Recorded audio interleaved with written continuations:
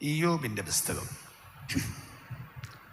14 അധ്യായത്തിൻ്റെ 10 വാക്യം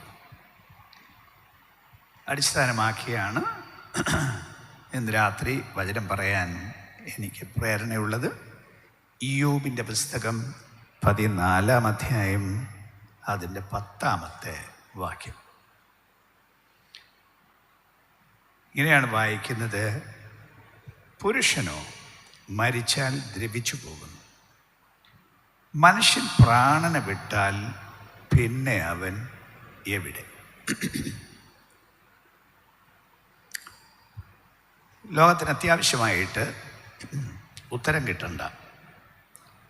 ലോകത്തിലെ മനുഷ്യരെല്ലാവരും വളരെ വ്യക്തമായി അറിഞ്ഞിരിക്കേണ്ട ഒരു കാര്യത്തെക്കുറിച്ചാണ് ഇവിടെ പ്രതിപാദിച്ചത്. അതിനെക്കുറിച്ചുള്ള ചോദ്യമാണ് ഇവിടെ. എല്ലാ മതങ്ങളുടെയും പഠിപ്പില് ഉദ്ദേശം മനുഷ്യൻ്റെ മരണത്തിനപ്പുറത്തുള്ള ജീവിതത്തിൽ ഭദ്രമായ സ്വസ്ഥമായ ഒരു ജീവിതം കിട്ടുക എന്നുള്ളതാണ്. അതാണ് മതത്തിൻ്റെ പഠിപ്പിൽ. അതിനെങ്ങനെ പറ്റും? അപ്പം ഈ കാര്യമാണ് ഒന്നുകൂടെ പറയുന്നത്, മതങ്ങളെല്ലാം പറയുന്നത്, പഠിപ്പിക്കുന്നത്. അതിനപ്പുറത്തുള്ള ലോകത്തെക്കുറിച്ച് മനുഷ്യൻ ധാരാളം സങ്കല്പങ്ങളുണ്ട്. ഓരോരോ ഉപദേശങ്ങൾ അതിനെക്കുറിച്ചുണ്ട്. പക്ഷേ മരിച്ചിട്ട് ആരാണ് തിരിച്ചു വന്നത്? മരണത്തിനപ്പുറത്ത് എന്താന്ന് പറയാൻ? മനുഷ്യർ മരിക്കുന്നു, മരിച്ചവർ പോയി, അവരാരും തിരിച്ചു വന്നിട്ടില്ല. അപ്പം അതിനപ്പുറത്ത് എന്താണെന്ന് പറയാൻ അങ്ങനെ ആരുമില്ല. അപ്പം ഈ കാര്യം കൃത്യമായി അറിയാൻ മനുഷ്യർക്ക് വഴിയില്ല എന്നുള്ളതാണ് സത്യം. എന്നാൽ ഇത് പറയാൻ പറ്റിയ ഒരാളുണ്ട്. ആ ഒരാൾ എല്ലാത്തെയും സൃഷ്ടിച്ച ആൾ. സ്വർഗം സൃഷ്ടിച്ചവൻ, പാതാളം സൃഷ്ടിച്ചവൻ, ഭൂമിയും അതിലുള്ള സകലത്തെയും സൃഷ്ടിച്ചവൻ, സകല മനുഷ്യരെയും സകല ചരാചരങ്ങളെയും സൃഷ്ടിച്ചവൻ, എല്ലാത്തെയും സൃഷ്ടിച്ച ഉടമസ്ഥനായ വലിയ ജ്ഞാനിയുമാണല്ലോ അവിടുന്ന്. അങ്ങനെ എന്തുകൊണ്ടല്ലേ ഇത്രയും വലുതായിട്ടെല്ലാം സൃഷ്ടിക്കാൻ പറ്റിയത്? അപ്പം ആ ആൾ അവിടത്തേക്ക് അറിയാം. യേശു ദൈവമാണ്, ദൈവമായിരുന്നു, ദൈവമാണ്, എല്ലാ കാലത്തും ദൈവമാണ്, നിത്യദൈവമാണ്. അവിടുത്തെ സകലത്തെയും ഉണ്ടാക്കിയവനാണ്. അങ്ങനെയാണ് യോഹന്നാന്റെ സുവിശേഷത്തിൽ നമ്മൾ വായിക്കുന്നത്. അവൻ മുഖാന്തരം സകല ഉളവായതൊന്നും അവിടുത്തെ കൂടാതെ ഉളവായതല്ല. അപ്പം അങ്ങനെ ഉണ്ടാക്കിയ ആളിനെ അറിയാം. എന്ന് മാത്രമല്ല, അവിടുന്ന് സ്വർഗത്തിൽ നിന്ന് താണഭൂമിയിലേക്ക് വന്നതാണ്. അവിടുത്തെ അസൽ ആസ്ഥാനം സ്വർഗമാണ്. നിത്യമായി സ്വർഗത്തിൽ വസിക്കുന്ന ആളാണ്. അപ്പം ആ ലോകം എന്താണ്, സ്വർഗം എന്ന ആ സ്ഥലം എന്താണ്, അതിൻ്റെ സംവിധാനങ്ങൾ എന്താണ് എന്ന് കൃത്യമായി പറയാൻ അവിടത്തേക്കറിയാം. സകല വിശദീകരണവും പറയാൻ അവിടത്തേക്കറിയാം. അവിടുന്ന് ഭൂമിയിലേക്ക് വന്നു. ഭൂമി അവിടുന്ന് ഉണ്ടാക്കിയതാണ്. എന്നാലും ഭൂമിയിൽ നമ്മളെപ്പോലൊരു മനുഷ്യനായിട്ട് ഇവിടെ വന്ന് ജീവിച്ചപ്പോൾ മനുഷ്യ ജീവിതം എന്താണ് എന്ന് അനുഭവിച്ചറിയും. ജീവിതത്തിൻ്റെ ഓരോരോ കാര്യങ്ങളും വലിയ വലിയ ആളായിട്ടല്ല അവിടുന്ന് ജീവിച്ചത്. ഒരു സാധാരണക്കാരൻ. ഇവിടുത്തെ ബുദ്ധിമുട്ടുകൾ, കഷ്ടപ്പാടുകൾ, വിശപ്പ്, ദാഹം, കഷ്ടത എല്ലാം നേരിട്ട് അനുഭവിച്ചത്. വേദന അനുഭവിച്ചറിഞ്ഞ്, മരണം അനുഭവിച്ചറിഞ്ഞ്. അപ്പോൾ ഭൂമി എന്താണെന്നും ഇതിലെ സകല സ്ഥിതികളും എന്താണെന്നും അവിടത്തേക്ക് അറിയാം.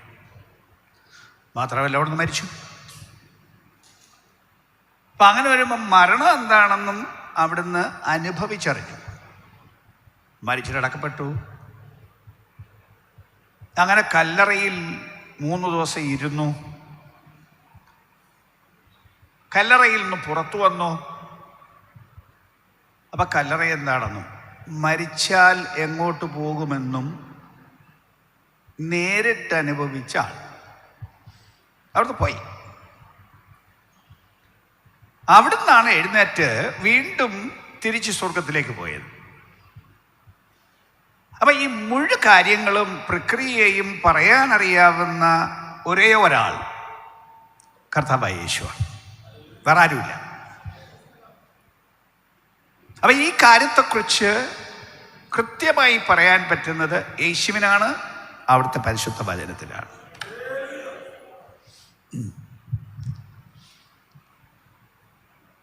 ഞാൻ പറഞ്ഞില്ല, മതത്തിൻ്റെ പ്രധാനപ്പെട്ട ചിന്ത മരണത്തിനപ്പുറത്തുള്ള ജീവിതം മനുഷ്യൻ അങ്ങനെ ഭദ്രമാക്കി കൊടുക്കാം. അപ്പം അതിനുവേണ്ടി മതം പ്രവർത്തിക്കുന്നു, അതിനുവേണ്ടി മതം ഉപദേശിക്കുന്നു. പക്ഷേ മതത്തിലെല്ലാം ഒരു ധാരണയുണ്ട്. ആ ധാരണ എന്താന്ന് വെച്ചാൽ മതം അനുസരിച്ച് ജീവിച്ചാൽ മതി, എന്നുവെച്ചാൽ അതിൻ്റെ ആചാരങ്ങൾ അനുസരിച്ച് ജീവിച്ചാൽ മതി, ഭദ്രമായിക്കോളും. അങ്ങനെ വരുമ്പോൾ ഭദ്രം അല്ലാത്ത ആരുമില്ല. ഏറെക്കുറെ മനുഷ്യരെല്ലാം മതം അനുസരിച്ചല്ലേ ജീവിക്കുന്നത്. അപ്പോൾ കുഴപ്പമൊന്നും ഉണ്ടാവാൻ സാധ്യതയില്ല. സ്വസ്ഥമായിട്ടങ്ങ് ജീവിച്ചുകൊണ്ട് വെച്ചാൽ മതി, എന്ത് കാണിച്ചാലും മതം നോക്കിക്കോളും. അല്ല, ഇച്ചിരൂടെ തെളിച്ചു പറയാം. മരിച്ചു കഴിയുമ്പോൾ മതത്തിൻ്റെ കുറേ കർമ്മങ്ങളുണ്ട്, ആചാരങ്ങളുണ്ട്. ആ മതകർമ്മം, മതാചാരം അവരുടെ ആത്മാവിന് സ്വസ്ഥത നൽകും എന്ന് വിശ്വസിക്കുന്നതാണ് മതങ്ങളെല്ലാം. അതുകൊണ്ടാണ് മരിച്ചു കഴിഞ്ഞ് കുറേ ദിവസത്തെ, കുറേ നാളത്തെ ആചാരങ്ങൾ നടക്കുന്നത്.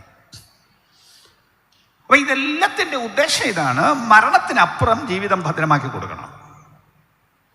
അപ്പം അങ്ങനെ വരുമ്പോൾ എല്ലാ മതവിശ്വാസികളുടെയും ചിന്ത എന്താണ്? ഞാൻ മരിച്ചു കഴിയുമ്പോൾ മതത്തിൻ്റെ ആളുകൾ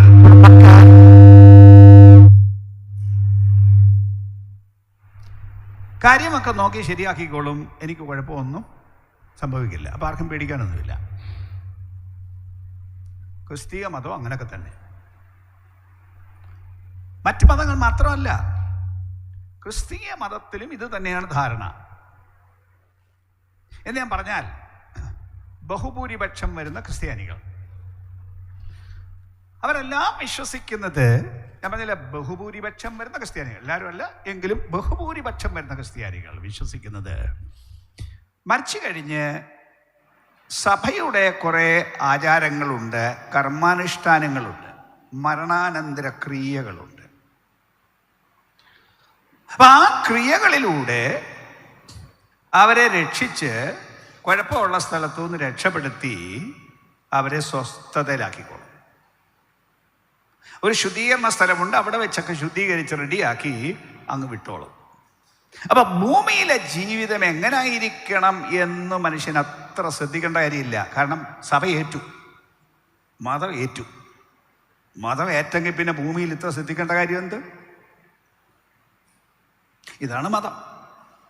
ഞാൻ പറഞ്ഞില്ലേ, എല്ലാ മതങ്ങളും ഇത് തന്നെ. എന്നാൽ ഈ വേദപുസ്തകം പറയുന്ന ഒരു മതമല്ല. ഈ വേദപുസ്തകം പറയുന്നത് ദൈവത്തിൻ്റെ ആത്യന്തിക സത്യമാണ്. ആ സത്യം ഇക്കാര്യങ്ങൾ വളരെ വ്യക്തമായി വിശദീകരിച്ച് പറയും. അതിനെക്കുറിച്ചുള്ള ചോദ്യവും അതിൻ്റെ വചനത്തിലുള്ള പെട്ടെന്നുള്ള ചില ഉത്തരങ്ങൾ, ഒത്തിരി വിശദമല്ല, കാരണം സ്വല്പ സമയമാണല്ലോ ഞാൻ ഇത് പറയുന്നു. വിശദമായി വേദപുസ്തകം പറയുന്നുണ്ട് എങ്കിൽ അത്യാവശ്യമായി നമ്മളും ഇന്ന് പൊതുലോകത്തിൽ എവിടെയെങ്കിലും കേൾക്കുന്നവരും അല്ല, ഇത് ഓൺലൈൻ പോകുന്നുണ്ടല്ലോ, അവരും അറിയേണ്ട അത്യാവശ്യമുള്ള കാര്യം. അപ്പം ചോദ്യം എന്താണ്? പ്രധാനപ്പെട്ട ചോദ്യം ചോദിക്കുകയാണ്, പുരുഷനോ മരിച്ചാൽ ദ്രവിച്ചു പോകുന്നു. പുരുഷനോ എന്ന് പറഞ്ഞാൽ മനുഷ്യരെന്ന അർത്ഥത്തിൽ, ആണായാലും പെണ്ണായാലും, മരിച്ചാൽ ദ്രവിച്ചു പോകുന്നു. മനുഷ്യൻ പ്രാണനെ വിട്ടാൽ പിന്നെ അവൻ എവിടെ? ആ ചോദ്യം ഒന്നുകൂടെ ആലോചിച്ച് നോക്കൂ. പുരുഷനോ മരിച്ചാൽ ദ്രവിച്ചു പോകുന്നു. ഉത്തരം അവിടെ തന്നെ പറഞ്ഞിട്ടില്ലേ? പറഞ്ഞിട്ടുണ്ടല്ലോ, മരിച്ചാൽ ദ്രവിച്ചു പോകുന്നു. പിന്നെന്താണ് ഈ ചോദിക്കുന്നത്? മനുഷ്യൻ പ്രാണനെ വിട്ടാൽ പിന്നെ അവൻ എവിടെ? വല്ല അതിൻ്റെ അർത്ഥം ദ്രവിച്ചു പോകുന്നത് ശരീരമാണ്. ശരീരത്തിനകത്ത് ഒരാളിരിപ്പുണ്ട് ജീവിച്ചിരിക്കുമ്പോൾ. മരണം എന്ന് പറയുന്ന അകത്തിരിക്കുന്ന ആൾ ശരീരത്തിൽ നിന്ന് ഇറങ്ങിപ്പോകുന്നതാണ് മരണം എന്ന് പറയുന്നത്. അപ്പം മരിച്ച ആൾ, ആ ശരീരം, പിന്നെ ശരീരമേ നമ്മുടെ മുമ്പിലുള്ളൂ. നമ്മൾ പിന്നെ കൊണ്ടുപോയി അടക്കണം, കാരണം അത് വെച്ചേക്കാൻ കൊള്ളില്ല. അപ്പം അങ്ങനെ നമ്മൾ കൊണ്ടുപോയി അടക്കുന്നു. അടക്കിയാൽ അത് ദ്രവിച്ചു പോകുമെന്ന് നമുക്കറിയാം. അല്ല, പിന്നെ പോയി മാന്തി നോക്കിയാൽ അത് ദ്രവിച്ചതായി കാണും. ഇന്നത്തെ കാലം ഒരേ കുഴിയിൽ തന്നെ പലരെ അടക്കുന്ന ഒരു കാലമല്ലേ. പിന്നെ ഈ നേരത്തെ അടക്കിയ കല്ലറ ഒന്നുകൂടെ പൊളിച്ച് പഴയ ആളിൻ്റെ ശരീരം നോക്കുമ്പോൾ ശരീരം കുറേ നാൾ കഴിഞ്ഞതാണെങ്കിൽ ഉണ്ടാവില്ല, അവിടെ കുറേ അസ്ഥികൂടങ്ങളായിരിക്കാം കാണുന്നത്. അപ്പോൾ ആ മനുഷ്യർക്കറിയാം ഇന്ന് ദ്രവിച്ചു പോകുന്നു. ഇവൻ നേരിട്ട് കണ്ടറിയാവുന്ന കാര്യമാണ്. ഇന്നത്തെ കാലത്ത് ദ്രവിച്ചു പോകുന്നു. പക്ഷേ മരിച്ചപ്പോൾ നമ്മളൊക്കെ പറയുന്ന ഒരു വാക്കുണ്ട്. ആ വാക്കെന്ന് വെച്ചാൽ എൻ്റെ സാധാരണ ഭാഷയ്ക്ക് പറയുക, നമ്മുടെ വീട്ടിലെ ഏറ്റവും അടുത്ത ആൾ മരിച്ചു, അമ്മ മരിച്ചു, അപ്പം മരിച്ചു, അല്ലെങ്കിൽ ഭർത്താവ് മരിച്ചു, ഭാര്യ മരിച്ചു. മരിച്ചാൽ ഈ വിവരം നമ്മൾ ഏറ്റവും ആദ്യം പറയുന്നത്, വീട്ടിലിപ്പോൾ ഒന്നും ഒത്തിരി പേരില്ലല്ലോ, വീട്ടിൽ നമ്മൾ പുറത്തുള്ളവരായിരിക്കും വീട്ടുകാരൊക്കെ, അപ്പോൾ അവരെ ഫോൺ ചെയ്തായിരിക്കും പറയുന്നത്. പറഞ്ഞാൽ ആദ്യം പറയുന്ന പ്രയോഗം അമ്മ പോയി എന്നേ പറയുള്ളൂ. അമ്മ മരിച്ചു എന്നൊക്കെ പിന്നെ പറയുന്നത്. ആദ്യത്തെ പറച്ചിൽ അമ്മ പോയി. ശരിയാണ്, അമ്മ പോയി. അമ്മ അവിടെ ഉണ്ടായിരുന്നു, അമ്മ ആ ശരീരത്തിലുണ്ടായിരുന്നു, അമ്മ അങ്ങ് പോയി. അമ്മ ജീവിച്ച ശരീരം മാത്രമേ അവിടെയുള്ളൂ. അപ്പം ഇതാണ് ചോദ്യം, അമ്മ എങ്ങോട്ടാ പോയെന്ന്. അതല്ലേ മനുഷ്യനറിയണ്ടേ, അമ്മ എങ്ങോട്ട് പോയി എന്നറിയണ്ടേ. എങ്ങോട്ട് പോയി എന്ന് ചോദിക്കുമ്പോൾ മനുഷ്യർ പറയുന്ന ചോദ്യത്തിൻ്റെ തന്നെ പശ്ചാത്തലത്തിൽ ഉത്തരം കൂടെ ഒന്ന് പറഞ്ഞിട്ട് ഞാൻ ബാക്കി വിശദീകരിക്കാം. ഇവിടെ പൊതുവെ ഈ മരണസമയത്ത് പ്രാർത്ഥനകൾ പലതും ഈ ആത്മാവിന് നിത്യശാന്തി കൊടുക്കണമേ എന്നുള്ള പ്രാർത്ഥനയാണ് ക്രിസ്തീയ പള്ളികളിലും സാധാരണ കേൾക്കുന്നത്. മറ്റ് ജാതിക്കാരും അങ്ങനെ തന്നെയാണ് പ്രാർത്ഥിക്കുന്നത്, ആത്മാവിന് നിത്യശാന്തി കൊടുക്കണമേ. അപ്പം ആ വാക്കുകൊണ്ട് തന്നെ അർത്ഥമാക്കുന്നത് ശാന്തി ഉള്ള സ്ഥലമുണ്ട്, ശാന്തി ഇല്ലാത്ത സ്ഥലമുണ്ട്. അപ്പം മരിച്ചു കഴിഞ്ഞാൽ ശാന്തി ഉള്ള സ്ഥലത്തേക്ക് പോകാനുള്ള സാധ്യതയുണ്ട്, ശാന്തി ഇല്ലാത്ത സ്ഥലത്ത് പോകാനുള്ള സാധ്യതയും ഉണ്ട്. അപ്പം നമ്മുടെ ആൾ ശാന്തി ഇല്ലാത്ത സ്ഥലത്തായിരിക്കാം പോയിരിക്കുന്നത്. അവിടെ നിന്ന് രക്ഷിച്ച് ശാന്തി ഉള്ളിടത്ത് കൊണ്ടെത്തിക്കണം. ഇതാണ് മരണാനന്തര ചടങ്ങുകളുടെ മുഴുവൻ ഉദ്ദേശം. അടക്ക ശുശ്രൂഷയല്ല ഞാൻ പറയുന്നത്, പിന്നീടുള്ള മരണാനന്തര ചടങ്ങുകൾ സഭകൾക്കും പള്ളികൾക്കും മതങ്ങൾക്കും ഉണ്ടല്ലോ. അപ്പം അതിൻ്റെ എല്ലാം ഉദ്ദേശം വളരെ നല്ല കാര്യമാണ്. മനുഷ്യൻ മരണാനന്തര ജീവിതത്തിന് വേണ്ടി എന്തെങ്കിലും കാര്യം ചെയ്യുന്നു എന്നൊക്കെ പറയുന്നത് കൊള്ളാം എന്ന് തോന്നിയേക്കാം. കാരണം ഭാവി ഭദ്രമാക്കുക എന്നുള്ളത് അത്യാവശ്യ കാര്യമാണ്. എല്ലാ മനുഷ്യരും അങ്ങനല്ലേ. നമ്മൾ സാധാരണ നമ്മുടെ ഭാവി ഭദ്രമാക്കാൻ വളരെ അധ്വാനിക്കുന്ന ആളുകളല്ലേ മനുഷ്യരെല്ലാവരും. അല്ലാതെ ഉള്ളതുപോലൊക്കെ ജീവിച്ചു പോയാൽ മതി എന്ന ശാസ്ത്രം ഇന്നത്തെ കാലത്ത് വളരെ വളരെ കുറവല്ലേ. കൂലിപ്പണിക്കാരനും തൻ്റെ മക്കളെ കൂലിപ്പണി ചെയ്യണമെന്ന് വിചാരിച്ചല്ലല്ലോ വളർത്തുന്നത്. പാടുപെട്ട് നല്ല സ്കൂളിൽ പഠിപ്പിക്കാൻ വിടുന്നില്ലേ, നല്ല ഇംഗ്ലീഷ് മീഡിയം സ്കൂളുകളിൽ വിടുന്നില്ലേ, നല്ല ടോപ്പ് സ്കൂളുകളിൽ വിടാൻ ഉത്സാഹിക്കുന്നില്ലേ, എങ്ങനെയെങ്കിലും പാടുപെട്ട്. കാരണം മക്കളും ഇതുപോലെ കൂലിപ്പണി ചെയ്ത് ജീവിക്കണ്ട, നല്ല ജോലി ചെയ്ത് നല്ല ശമ്പളം വാങ്ങിച്ച് അന്തസ്സായിട്ട് ജീവിക്കും. കൂലിപ്പണിക്കാരന് അന്തസ് കുറവെന്ന് ഞാൻ പറഞ്ഞു ധരിക്കരുത്. നോ, അങ്ങനൊന്നുമില്ല. എല്ലാ തൊഴിലിനും അന്തസ് ഉണ്ട്. എന്നാലും അത്രയും കഷ്ടപ്പാടും ഒന്നും മക്കൾ അനുഭവിക്കേണ്ട മെച്ചമായ ഒരു ജീവിത സൗകര്യം മക്കൾക്കുണ്ടാകണമെന്ന ആഗ്രഹം ഭൂമിയിലെ സകല മനുഷ്യർക്കുണ്ട്. മലയാളികളായ നമുക്കും ധാരാളമുണ്ട്. അതിനുവേണ്ടി കഠിനാധ്വാനം ചെയ്യുന്നവരാണ് ബാക്കി എല്ലാ മനുഷ്യരെക്കാളും ഈ മലയാളികൾ. അപ്പം അങ്ങനെ മക്കൾക്കൊരു നല്ല ഭാവി ഉണ്ടാക്കി കൊടുക്കുക, മക്കളുടെ നല്ല ഭാവി നിമിത്തം നമുക്കും ഒരു നല്ല ഭാവി ഉണ്ടാവുക. വയസ്സ് ചെല്ലുന്ന കാലത്ത് ഈ കഷ്ടപ്പെട്ട് കളിച്ച് തന്നെ ജീവിക്കണ്ട, കുറച്ച് കാലം മക്കളൊക്കെ നല്ല പോലെ കാശ് ഒന്ന് സ്വസ്ഥമായിട്ട് ജീവിക്കാൻ സൗകര്യം ഉണ്ടാക്കുക എന്ന് പറയുന്നത് നല്ല കാര്യമാണ്. അപ്പോൾ അത് മനുഷ്യൻ നല്ല ഭാവി ആഗ്രഹിക്കുന്നു, എല്ലാവരും ആഗ്രഹിക്കുന്നു. പണ്ട് താമസിച്ച തരം വീടുകളിൽ താമസിക്കാൻ ഇന്ന് ആരാണ് ഇഷ്ടപ്പെടുന്നത്? ഒരു കാലത്ത് നമ്മുടെ ഈ കേരളത്തിൽ കൊച്ചു കൊച്ചു വീടുകളായിരുന്നില്ലേ, ഓലപ്പുരകളായിരുന്നില്ലേ? അത് മാറി കുറെ ഓടിട്ട വീടുകളായി, ഇന്ന് വാർത്ത വീടുകളായി, ഇന്നിപ്പം ബംഗ്ലാവുകളായി. ഇതെല്ലാം ചെയ്തു വരുന്നത് മെച്ചമായ ജീവിതത്തിന് വേണ്ടിയല്ലേ? അപ്പൊ അങ്ങനെ മെച്ചമായ ജീവിതം ഇവിടുത്തെ കാലത്തിന് വേണ്ടി ആഗ്രഹിക്കുന്നെങ്കിൽ മരിച്ചു കഴിഞ്ഞ് ആ ജീവിതം തീർന്നു പോകുന്നതല്ലല്ലോ. ഇവിടുത്തെ ജീവിതം കുറെ കാലത്തേക്കല്ലേ ഉള്ളൂ.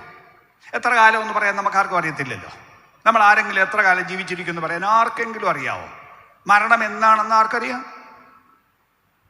ഏതായാലും 70 80 അപൂർവം ചിലർ 100 വരെയൊക്കെ പോയിട്ടുണ്ട്. അത്രയൊക്കെയല്ലേ ഉണ്ടാവുള്ളൂ. അപ്പൊ ഇത്രയുമുള്ള കാലം സ്വസ്ഥമായി ജീവിക്കണമെന്ന് നമുക്ക് ആഗ്രഹം ഉണ്ടെങ്കിൽ അതിനപ്പുറത്തുള്ള ലോകം അത് തീരത്തില്ലല്ലോ. അത് നിത്യം നിത്യം നിത്യമുള്ള ലോകമാണല്ലോ. അപ്പൊ ആ ലോകത്തിൽ സ്വസ്ഥമായ ഭദ്രമായ ജീവിതം വേണം എന്ന് മനുഷ്യനോട് ഇപ്പോഴേ പറയുന്നതല്ലേ നല്ലത്? അല്ലേ? ആ ജീവിതം പാഴായി പോയാൽ ആകെ തീർന്നില്ലേ? വേദപുസ്തകം പറയുന്ന പോലെ ഒരു മനുഷ്യൻ സർവ്വലോകവും നേടിയിട്ടും തൻ്റെ ജീവനെ നഷ്ടമാക്കിയാൽ അവൻ എന്തു പ്രയോജനം? നിത്യം ദുഃഖം അനുഭവിച്ച്, ദണ്ഡനം അനുഭവിച്ച്, പീഡ അനുഭവിച്ച് ജീവിക്കേണ്ട ഒരു സ്ഥിതി മനുഷ്യന് വന്നാൽ, ഞാൻ ഒന്നുകൂടെ പറയുന്നു, അത് ആരെയും പേടിപ്പിക്കാൻ പറയുന്നല്ല, മതത്തിന്റെ വിശ്വാസമാണ്, ജനത്തിന്റെ ബോധമാണ്. അതിനുവേണ്ടിയാണ് മനുഷ്യൻ മതകർമ്മങ്ങൾ ചെയ്യുന്നതെന്ന് ഞാൻ പറഞ്ഞില്ലേ? അപ്പൊ അങ്ങനെ ഒരു സ്ഥിതി വന്നാൽ അത് വളരെ അപകടകരമാണെന്ന് മനുഷ്യനറിയാം. അതുകൊണ്ട് വരാനുള്ള ലോകത്തിൽ എങ്ങനെ ജീവിതം ഭദ്രമാക്കാം എന്ന് എല്ലാ മനുഷ്യരും അത്യാവശ്യമായി അറിയണം, കൃത്യമായി അറിയണം. അത് കൃത്യം പറയാൻ അറിയാവുന്ന ഞാൻ പറഞ്ഞത് യേശു മാത്രമാണ്. അതുകൊണ്ട് യേശു പറഞ്ഞ വചനത്തിൽ നിന്ന് ഒരല്പ കാര്യമാണ് ഇവിടെ എനിക്ക് പറയാനുള്ളത്. ഇവിടെ പറയുന്നത് എന്താണ്? മനുഷ്യനോ പുരുഷനോ മരിച്ചാൽ ദ്രവിച്ചു പോകുന്നു, ശരീരം ദ്രവിച്ചു പോകും, അത് നമുക്കറിയാം. എന്നാൽ മനുഷ്യൻ തൻ്റെ പ്രാണനെ വിട്ടാൽ പിന്നെ അവൻ എവിടെ എന്ന് ചോദിക്കുമ്പോൾ അതിൻ്റെ ഉത്തരത്തിലേക്കാണ് നമ്മൾ പോകേണ്ടത്. അതിൻ്റെ ഉത്തരത്തിന് നമ്മുടെ കർത്താവായ യേശു പറഞ്ഞ ഉപമയെന്ന് പറയാൻ പറ്റില്ല. ഒരു കാര്യം ലൂക്കോസിന്റെ സുവിശേഷം 16-ാം അധ്യായത്തിൽ വിശദീകരിച്ചിട്ടുണ്ട്. മരണത്തിനപ്പുറം എന്താണ് എന്ന് വിശദീകരിക്കുന്ന ഒരു ഭാഗമാണ് ലൂക്കോസിന്റെ സുവിശേഷം 16-ാം അധ്യായം. അതിൻ്റെ 19 മുതൽ 31 വരെയുള്ള വാക്യങ്ങൾ ശരിക്കും പറഞ്ഞാൽ എല്ലാ ക്രിസ്ത്യാനിയും നല്ലപോലെ അറിഞ്ഞിരിക്കേണ്ടതാണ്. കാരണം യേശു പറഞ്ഞ ഒരു കാര്യം, പൊതുവെ ഈ ക്രിസ്ത്യാനിക്കൊക്കെ സൺഡേ സ്കൂളൊക്കെ ഉണ്ടല്ലോ. അപ്പം സൺഡേ സ്കൂൾ ക്ലാസ് തൊട്ട് പഠിക്കേണ്ട വളരെ ലളിതമായ ഒരു പാഠം, സിമ്പിൾ ഒരു കഥ പോലെ യേശു പറഞ്ഞ, കേവലം കഥയല്ലെന്ന് ഞാൻ പറഞ്ഞു, പക്ഷെ അതുപോലെ പറഞ്ഞാണ് മനസ്സിലാക്കാൻ ഒരു ബുദ്ധിമുട്ടുമില്ല. അത്രയ്ക്ക് ലളിതമായിട്ടാണ് യേശു ഈ കാര്യം എല്ലാം പറഞ്ഞത്. പക്ഷെ എന്തുകൊണ്ടോ മനുഷ്യൻ്റെ തലയിൽ കയറിയല്ലേ ഈ കാര്യം? എന്തുകൊണ്ടോ? നമുക്ക് ആ പാഠം ഒന്ന് നോക്കിയിട്ട് യേശു പറഞ്ഞ ആ ഉത്തരങ്ങൾ നമുക്കൊന്ന് നോക്കാം. അതിന് യേശു വിശദീകരിക്കുകയാണ് ഈ ചോദ്യത്തിൻ്റെ കൃത്യ ഉത്തരം എന്ന് പറയുമ്പോൾ ഞാനിതിനെ 2ആയിട്ട് തിരിക്കുകയാണ്. ഒന്നാം ഭാഗം മരിക്കുമ്പോൾ മുതൽ മനുഷ്യനൊരു ശരീരത്തോട് ഉയർത്തു വരുന്നത് വരെയുള്ള ഒരു കാലം, അല്ലെങ്കിൽ യേശുക്രിസ്തുവിന് മടങ്ങു വരെയുള്ളൊരു കാലം, അതുവരെയുള്ളൊരു കാലം, അത് ഒന്നാം ഭാഗം. അത് കഴിഞ്ഞ് അതിൻ്റെ 2ആം ഭാഗം തുടങ്ങും. ആ 2ആം ഭാഗം യേശുക്രിസ്തുവിൻ്റെ മടങ്ങി വരവ് മുതൽ പിന്നെ അങ്ങ് നിത്യകാലത്തേക്കുള്ള ഒരു കാലമാണ്. അതിനെ 2ആയിട്ട് തിരിക്കാം. 2ആയിട്ട് തിരിച്ചാൽ ഒന്നാമത്തെ ഭാഗം മരിച്ചാൽ ഉടൻ എന്ത് സംഭവിക്കുന്നു, എങ്ങോട്ട് പോകുന്നു, ആ സ്ഥലത്തിൻ്റെ സ്വഭാവം എന്താണ് അവിടുത്തെ സ്ഥിതി എന്നൊക്കെ ഒന്ന് നമുക്ക് വിശ്വസിച്ച് നോക്കാം. മരണത്തെക്കുറിച്ച് പല ആശങ്കകൾ മനുഷ്യർക്കുണ്ട്. ഈവൻ പെന്തിക്കോസ്ത് വിശ്വാസികളുടെ വീട്ടിൽ തന്നെ കഴിഞ്ഞിടയ്ക്ക് ഒരു മരണം കഴിഞ്ഞിട്ട് അടക്കത്തിന് ഞങ്ങൾക്ക് പോകാൻ പറ്റിയില്ല, ഞങ്ങൾക്ക് വേറെ തിരക്കുണ്ടായിരുന്നു. മരണം കഴിഞ്ഞൊരു കുറച്ച് ദിവസം കഴിഞ്ഞപ്പോൾ ഞങ്ങൾ ആ വീട്ടിൽ ചെന്നു. ഒത്തിരി ദിവസം കഴിഞ്ഞില്ല, അടുത്ത ദിവസങ്ങൾ. അപ്പം അവർ പുരാതന വിശ്വാസികളാണ്. മക്കൾക്കും ഭാര്യയ്ക്കുമൊക്കെ മരണാനന്തര ജീവിതത്തെക്കുറിച്ച് പല ചോദ്യങ്ങൾ, പല ആശങ്കകൾ. ഒന്ന് തുറക്കാൻ സ്വല്പം നേരം എടുത്തു. ആദ്യം ഈ ദുഃഖത്തിൻ്റെയൊക്കെ സമയമാണല്ലോ, അങ്ങനെ പരിചയമുള്ളവരെ അടുപ്പമുള്ളവരെ കണ്ടാൽ ദുഃഖത്തിൻ്റെ കുറേ സമയം ഉണ്ടാവും. അപ്പം മനസ്സ് തുറക്കാൻ കുറേ സമയമെടുക്കും. പക്ഷേ മനസ്സ് തുറന്നപ്പോഴത്തേക്ക് ഞങ്ങൾക്ക് പോരാനുള്ള നേരം ആയി. എന്നാലും ചോദിച്ച അവരുടെ ആശങ്കകളുടെ ചില ചോദ്യങ്ങളുണ്ട്. കാരണം ആ ലോകം നമുക്കത്ര പരിചയമില്ല. അതുകൊണ്ട് തന്നെ എന്നാൽ യേശു പറയുന്ന ചില പ്രയോഗങ്ങൾ ഞാൻ തെളിച്ച് ആദ്യമേ അതങ്ങ് പറഞ്ഞാൽ, ധനവാന്റെയും ലാസറിൻ്റെയും കാര്യമാണ് ഈ പറയുന്ന കാര്യത്തിൽ പറഞ്ഞിരിക്കുന്നത്. എന്ന് പറയുമ്പോൾ ഏറെക്കുറെ കഥ നമുക്കറിയാം. ആ ഭാഗം ഒന്നെടുക്കാം. എടുത്തതിൻ്റെ 19 മുതലുള്ള വാക്യങ്ങൾ ഒന്ന് വായിച്ചാൽ, ലൂക്കോസിന്റെ സുവിശേഷം 16-ാം അധ്യായം 19 മുതലുള്ള വാക്യങ്ങളിൽ.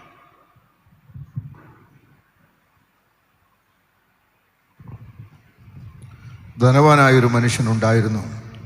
അവൻ ധൂമ്രവസ്ത്രവും പട്ടും ധരിച്ച് ദിനംപ്രതി ആഡംബരത്തോടെ സുഖിച്ചുകൊണ്ടിരുന്നു. ലാസർ എന്നു പേരുള്ള ഒരു ദരിദ്രൻ വ്രണം നിറഞ്ഞവനായി അവൻ്റെ പടിപ്പുരക്കൽ കിടന്നു. ധനവാന്റെ മേശയിൽ നിന്ന് വീഴുന്നത് തിന്ന് വിശപ്പടക്കുവാൻ ആഗ്രഹിച്ചു. നായ്ക്കളും വന്ന് അവൻ്റെ വ്രണം നക്കും. ആ ദരിദ്രൻ മരിച്ചപ്പോൾ ദൂതന്മാർ അവനെ അബ്രഹാമിൻ്റെ മടിയിലേക്ക് കൊണ്ടുപോയി. നോക്കാം പ്രയോഗം. ആ മനുഷ്യൻ ലാസർ രോഗി, വല്ലാത്ത രോഗം,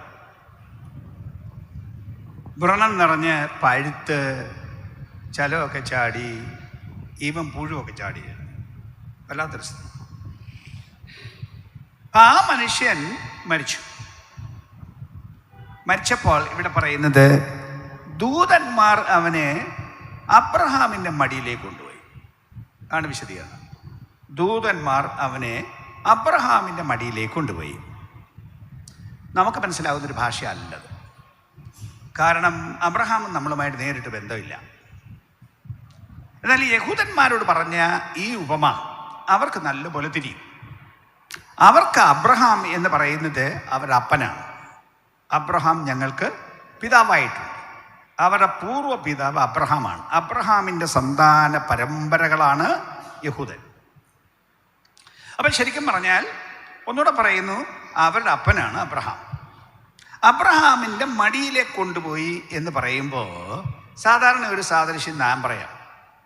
ഇപ്പം വീട്ടിലെ പിള്ളേർ വളർന്നു വരുമ്പോൾ, കൊച്ചു കുട്ടികളായിരിക്കുമ്പോൾ അപ്പൻ്റെ മടി കയറിയിരിക്കുക എന്ന് പറയുന്നത് കുട്ടികൾക്ക് ഇഷ്ടമാണ്. തന്നെയല്ല, മടി കയറിയിരുന്നാൽ നല്ല ഭദ്രമായി ഇടത്തിരിക്കുന്നു എന്നുള്ള ബോധമാണ് കുട്ടികൾക്കുള്ളത്. മുറ്റത്തിരിക്കുന്ന കുട്ടി അപരിചിതരെ കണ്ടാൽ ഒരു പേടിയോ ഒക്കെ ഉണ്ടാവാം. ആരെങ്കിലും വിരട്ടിയാൽ പറയുകയും വേണ്ട, ആലറി നിലവിളിച്ചോണ്ട് ചെറുക്കനോടും. പക്ഷേ അപ്പൻ്റെ മടിയിലിരിക്കുന്ന ഒരു കുട്ടിയെ ആരെ കണ്ടാലും ഒരു പേടിയും തോന്നുകയില്ല, തൻ്റെ ഇടമായിട്ടിരിക്കും. ഈവൻ ആരെങ്കിലും വന്നൊന്ന് വിരട്ടാൻ വിചാരിച്ചാലും കൂടി വന്നാൽ അപ്പൻ്റെ നെഞ്ചത്തോട്ടൊന്ന് ചാരുമെന്നല്ലാതെ കൊച്ചു കരയത്തൊന്നുമില്ല.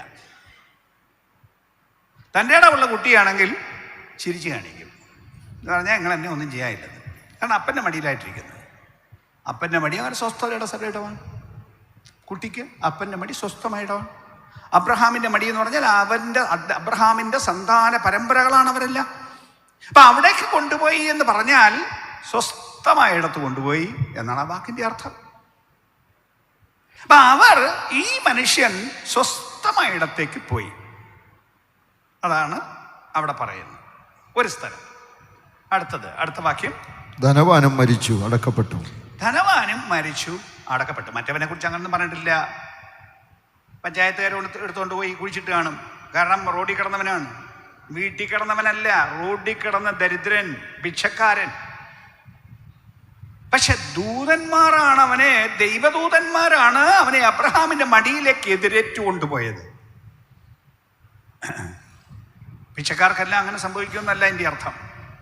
ദരിദ്രന്മാർക്കെല്ലാം അതാണ് സ്ഥിതി എന്നല്ല പറഞ്ഞതിൻ്റെ അർത്ഥം.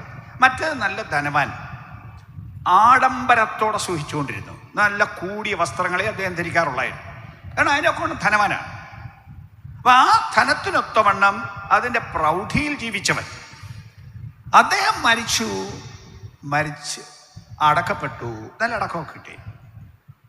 മനുഷ്യർക്ക് പൊതുവെ വലിയ കാര്യമാണല്ലോ ഈ അടക്കം എന്ന് പറയുന്നത്. പ്രത്യേകിച്ച് ക്രിസ്ത്യാനിക്ക് അടക്കം ഭയങ്കര പ്രധാനമാണ്. ഭയങ്കര പ്രധാനം എന്ന് പറഞ്ഞാൽ നമ്മുടെയൊക്കെ പാരമ്പര്യ ചിന്തയനുസരിച്ച് ഞാൻ പറയുകയാണ്, അപ്പന്മാരുടെ ആ കല്ലറയുടെ അവിടെ തന്നെ വേണം. അതാണ് നിർബന്ധം. ഈവൻ ദൈവത്തിൻ്റെ സത്യസുവിശേഷം ഗ്രഹിച്ചാലും മാനസാന്തരപ്പെടണമെന്നും സ്നാനപ്പെടണമെന്നും ഒക്കെ ഗ്രഹിച്ചാലും ഞങ്ങളുടെ അപ്പനപ്പൂപ്പന്മാരിത് ചെയ്തവരല്ല. അവരെ അടക്കിയിരിക്കുന്ന കല്ലറയുടെ അടുത്ത് തന്നെ അടക്കണം എന്നുള്ള ഒരു ചിന്തയാണ് ഈ ക്രിസ്ത്യാനിക്കുള്ളത്. അപ്പം അതുകൊണ്ട് വലിയ പുണ്യമുണ്ടെന്നാണ് അവരുടെ ധാരണ. അതിൻ്റെ പുണ്യമൊന്നും ഇല്ല എന്നുള്ളത് അവർക്ക് വലിയ പിടിയില്ല. അത് നമുക്ക് പിന്നെ പറയാം. എനിവേ, അപ്പം നല്ല അടക്കമെല്ലാം കിട്ടി. പക്ഷേ അടുത്തെന്താണ് പറയുന്നത്? പാതാളത്തിൽ യാതന അനുഭവിക്കുമ്പോൾ ശരീരം കൊണ്ട് നല്ല കല്ലറയിൽ അടക്കി, അകത്തെ ആള് പോയത് പാതാളത്തിൽ. അവൻ 2 സ്ഥലം. യേശുവിൻ്റെ വിശദീകരണമാണ് ഞാൻ പറഞ്ഞത്. അവിടത്തേക്കാണ് കൃത്യം അറിയാവുന്നത്. അപ്പൊ അവിടുന്ന് പറയുകയാണ്, ഈ ലാസർ എന്ന് പേരുള്ള ഈ മനുഷ്യൻ അബ്രഹാമിൻ്റെ മടിയിലേക്ക് പോയി, മറ്റവൻ പാതാളത്തിലേക്ക് പോയി. അപ്പം അങ്ങനെ 2 സ്ഥലമുണ്ട്. അബ്രഹാമിൻ്റെ മടിയെന്നും പാതാളമെന്നും പറയുന്ന 2 സ്ഥലം ഉണ്ടെന്ന്. എന്താണ് വാസ്തവത്തിൽ ആ മനുഷ്യൻ അങ്ങനെ പാതാളത്തിലേക്ക് പറഞ്ഞാൽ? വെറും ദുഷ്ടനാണോ? പണക്കാർക്കെല്ലാം ഇത് സംഭവിക്കും എന്നാണ് അതിൻ്റെ അർത്ഥം? ഹേയ്, അങ്ങനെയല്ല. തന്നെയല്ല, ഈ മനുഷ്യൻ ദുഷ്ടനായ മനുഷ്യനായിരുന്നില്ല. സാധാരണ മനുഷ്യരെക്കാൾ വളരെ വളരെ വളരെ മെച്ചമുള്ള മനുഷ്യനാണ്. എന്ത് മെച്ചമുള്ള മനുഷ്യൻ? അദ്ദേഹത്തിൻ്റെ വീട്ടുപടിക്കലാണ് ഈ പിച്ചക്കാരൻ കിടന്നത്. അതും വ്രണമുള്ളവൻ, ചലഞ്ചാടുന്നവൻ, നായ്ക്കൾ വന്ന് ഈ വ്രണം നക്കുന്നവൻ. അപ്പോൾ അത് ആരോഗ്യ പ്രശ്നം ഗൗരവമായി ഉണ്ടാക്കുന്നതല്ലേ? നമ്മുടെ വീട്ടുപടിക്കൽ ഇങ്ങനൊരുത്തൻ കിടന്നാൽ നമ്മൾ പഞ്ചായത്തുകാരെ വിളിച്ച് പറയില്ലേ, ഇവനെ ഇവിടുന്ന് മാറ്റിത്തരണം, കാരണം ഇത് നമ്മുടെ ഹെൽത്ത് പ്രശ്നം ഉണ്ടാക്കുന്നതാണ്. അപ്പം നമുക്ക് ആരോഗ്യ പ്രശ്നം ഉണ്ടാക്കുന്ന ഈ സ്ഥിതി ഇവിടെ പറ്റില്ല, അവനെ മാറ്റിത്തരണമെന്ന് നമ്മളാരും പറയില്ലേ? പറയും. പക്ഷെ അയാൾ പറഞ്ഞില്ല. എന്ന് തന്നെയല്ല, അയാളുടെ വീട്ടിൽ നിന്നാണ് ഇവൻ ഉപജീവനം കൊടുത്തു വന്നത്. ദിവസവും നല്ല മനുഷ്യൻ, ബാക്കി നല്ലൊരു പങ്ക് ആളുകളെക്കാളും നല്ല മനുഷ്യൻ. പക്ഷേ അബ്രഹാമിന് മടിയിൽ പോകാനുള്ള കാര്യം ഇല്ലായിരുന്നു. അതുകൊണ്ട് മാത്രം അബ്രഹാമിന് മടിയിൽ പോവില്ല. നന്മ ചെയ്യുന്നത് കൊണ്ട്, ആളുകളെ സഹായിക്കുന്നത് കൊണ്ട് മാത്രം അവിടെ പോവില്ല. അപ്പൊ ആ മനുഷ്യൻ എന്താണ് സംഭവിച്ചത്? അവിടെ പോകണമെങ്കിൽ എന്ത് വേണമെന്ന് യേശു വിളിച്ചു പറഞ്ഞു. യോഹന്നാന്റെ സുവിശേഷം 3-ാം അധ്യായം 3 മുതൽ 5 വരെയുള്ള വാക്യങ്ങളിൽ ഭക്തനായ മതവിശ്വാസിയായ വേദശാസ്ത്രിയായ ഒരുത്തനോട് യേശു പറഞ്ഞ ഓർമ്മയില്ലേ? അല്ലല്ല, പുതുതായി ജനിച്ചില്ല എങ്കിൽ നീ സ്വർഗരാജ്യം കാണുവാൻ കഴിയില്ല. പുതുതായി ജനിക്കണം. അതാണ് യേശു പഠിപ്പിച്ചൊരു ഉപദേശം. പുതുതായി ജനിക്കണം. അത് അന്നത്തെ ആളുകൾക്ക് മനസ്സിലായില്ല, ഇന്നത്തെ ആളുകൾക്ക് മനസ്സിലാവുന്നില്ല. ഈ പുതുതായി ജനിക്കണം എന്ന് പറഞ്ഞാൽ ആളുകൾക്ക് തിരിയുന്നൊരു കാര്യമല്ല. അന്നും അദ്ദേഹം ചോദിച്ചു, ആ വാക്കിൻ്റെ അർത്ഥം എന്താണ്? എനിക്ക് ഇത്രയും വയസ്സായി, ഞാൻ ഇനിയും വീണ്ടും അമ്മയുടെ ഗർഭപാത്രത്തിൽ ഒന്നുകൂടെ കയറിയിട്ട് ജനിക്കാൻ പറ്റുമോ എന്നായിരുന്നു അദ്ദേഹം ചോദിച്ചത്. ഇന്നും ആളുകൾക്ക് അത് തന്നെയാണ് ആളുകളുടെ ചോദ്യം. പുതുതായി ജനിക്കുക എന്ന് പറഞ്ഞാൽ എന്താണ്? അങ്ങനൊരു ഉപദേശം പൊതുവെ ബഹുഭൂരിപക്ഷം ക്രിസ്തീയ സഭകളിലും ഇല്ല. കാരണം ഞാൻ ഒന്നുകൂടെ പറയുന്നു, ക്രിസ്തീയ മിക്ക സഭകളുടെയും വിശ്വാസപ്രകാരം പാപമോചനത്തിന് മാമോദീസ ഒന്ന് മാത്രം. മാമോദീസ ഏറ്റാൽ പാപം മോചിച്ചു കിട്ടി. പിന്നെ ബാക്കി കാര്യം സഭ നോക്കിക്കോളും. മരിച്ചു കഴിയുമ്പോൾ ബാക്കി കാര്യം സഭ ഏറ്റെടുത്തോളും. ഇതാണ് ക്രിസ്തീയ വിശ്വാസം. അസൽ ക്രിസ്തീയ വിശ്വാസം എന്നല്ല ഞാൻ പറയുന്നത്, പാരമ്പര്യമായിട്ടുള്ള ക്രിസ്തീയ വിശ്വാസം ഇതാണ്. അല്ലാതെ മനുഷ്യൻ പുതുതായി ജനിക്കണമെന്നൊരു ഉപദേശം ബഹുഭൂരിപക്ഷം വരുന്ന ക്രിസ്തീയ സമൂഹത്തിലില്ല. എന്താണ് ഈ പുതുതായി ജനിക്കുക എന്ന് പറഞ്ഞാൽ? ഈ അകത്തൊരാളുണ്ടല്ലോ, നമ്മൾ ജീവിച്ചിരിക്കുമ്പോൾ ഇതിനകത്തൊരാളുണ്ട്. ഈ ആള് പൂർവപിതാവായ ആദാമിൻ്റെ സന്താന പരമ്പരകളാണ് നമ്മളെല്ലാവരും. അവിടുന്ന് കിട്ടിയതാണ്.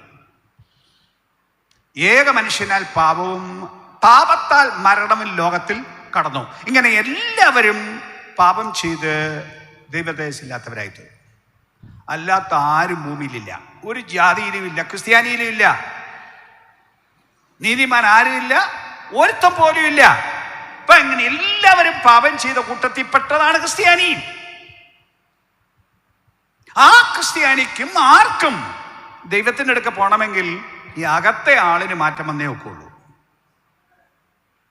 അല്ലാതെ ആചാരം കൊണ്ട് പറ്റില്ല, ചടങ്ങ് കൊണ്ട് പറ്റില്ല, കർമാചാരം കൊണ്ട് പറ്റില്ല, കൂദാശകൾ കൊണ്ട് പറ്റില്ല, മാമോദിസ കൊണ്ട് പറ്റില്ല. പറ്റണോ? ആൾ പുതുതായി ജനിക്കണം. പുതുതായി ജനിക്കുക എന്ന് പറഞ്ഞാൽ ഈ ആൾ മൊത്തം അങ്ങ് മാറണമെങ്കിൽ വെള്ളത്താലും ആത്മാവിനാലും ജനിക്കണം. മനസ്സിന് രൂപാന്തരമുണ്ടായി സ്നാനമേറ്റ് യേശുവിനോട് ചേർന്ന് രൂപാന്തരപ്പെട്ട ശേഷം പത്രോസ് അപ്പോസ്തലൻ വിളിച്ചു പറഞ്ഞതുപോലെ, ക്രിസ്ത്യാനിയുടെ ഏറ്റവും വലിയ അപ്പോസ്തലൻ പത്രോസ് അല്ലേ? പത്രോസിന്റെ പ്രസംഗം കേൾക്കൂ. പ്രവൃത്തി പുസ്തകം 2-ാം അധ്യായം 37-38 വാക്യങ്ങളിൽ എന്താണ് പത്രോസ് പ്രസംഗിച്ചത്? നിങ്ങളുടെ പാപങ്ങളുടെ മോചനത്തിനായി നിങ്ങൾ മാനസാന്തരപ്പെട്ട് ഓരോരുത്തൻ യേശു ക്രിസ്തുവിന്റെ നാമത്തിൽ സ്നാനമേൽപ്പീൻ.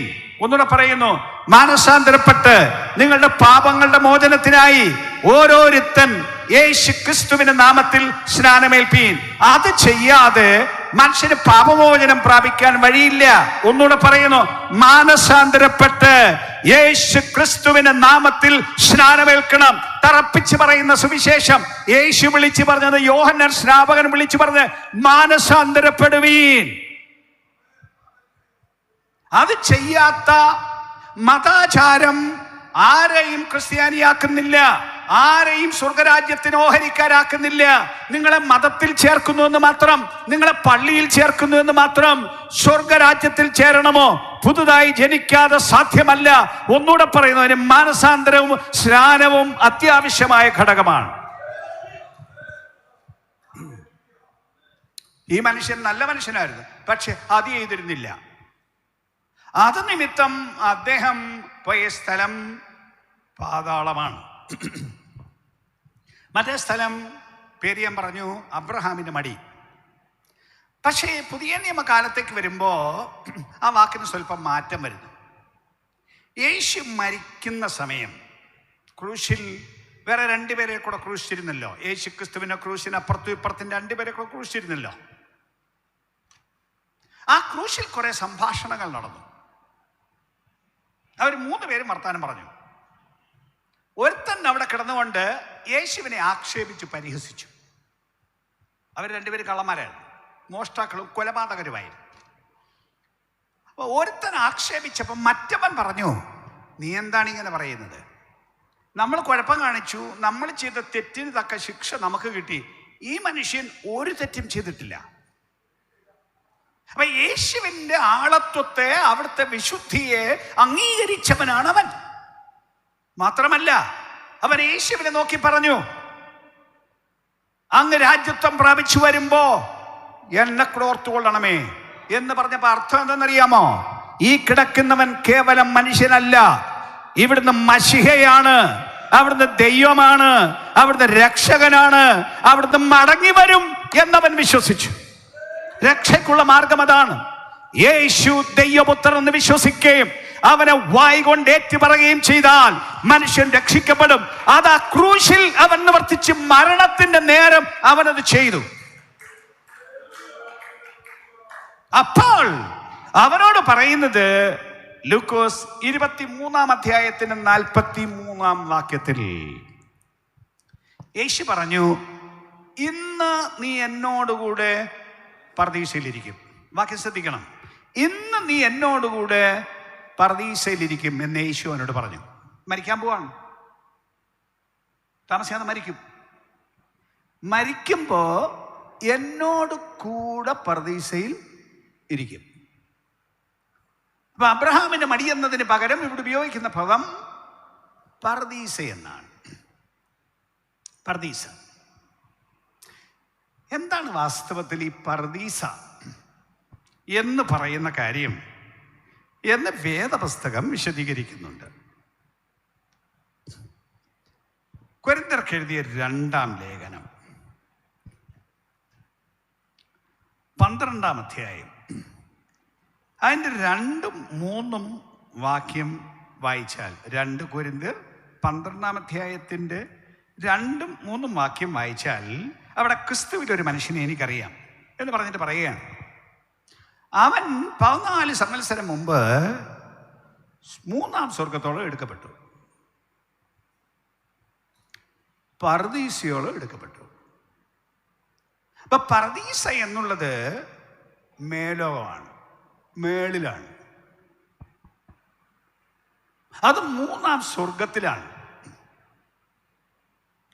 അത് യേശുവിൻ്റെ കൂടെയുള്ള താമസം. അതല്ലേ പറഞ്ഞു, ഇന്ന് നീ എന്നോടുകൂടെ പർദീസയിൽ ഇരിക്കും. അപ്പൊ യേശുവിൻ്റെ കൂടെ താമസിക്കാൻ പർദീസയിലേക്ക് കൊണ്ടുപോകുമെന്ന് എന്ന് പറഞ്ഞാൽ അല്പം കൂടെ വ്യക്തമാക്കണം. അതായത് ഈ അബ്രഹാമിൻ്റെ മടി എന്നൊക്കെ പറയുമ്പോഴും പഴയ നിയമത്തിൽ ഭക്തന്മാരും പറഞ്ഞിരുന്ന ഒരു പ്രയോഗമുണ്ട്. യാക്കോബിന് തൻ്റെ മോൻ യോസഫ് മരിച്ചുപോയി എന്നൊരു വിവരം കിട്ടി. യോസഫ് മരിച്ചില്ലായിരുന്നു. ചേട്ടന്മാരെല്ലാം കൂടെ പണി പറ്റിച്ച് ഇവനെ വിറ്റതിന് ശേഷം ഒരു മൃഗത്തെ കൊന്നതിൻ്റെ തോലും ഒക്കെ കൊണ്ട് രക്തം പുരട്ടി കൊണ്ടുവന്നാണ്. ആ തോലിൽ രക്തം പുരട്ടി അവൻ്റെ ഉടുപ്പ് കൊണ്ടുവന്നാണ്. തോലല്ല കൊണ്ടുവന്ന് അവൻ്റെ ഉടുപ്പ് കൊണ്ടുവന്നാണ്.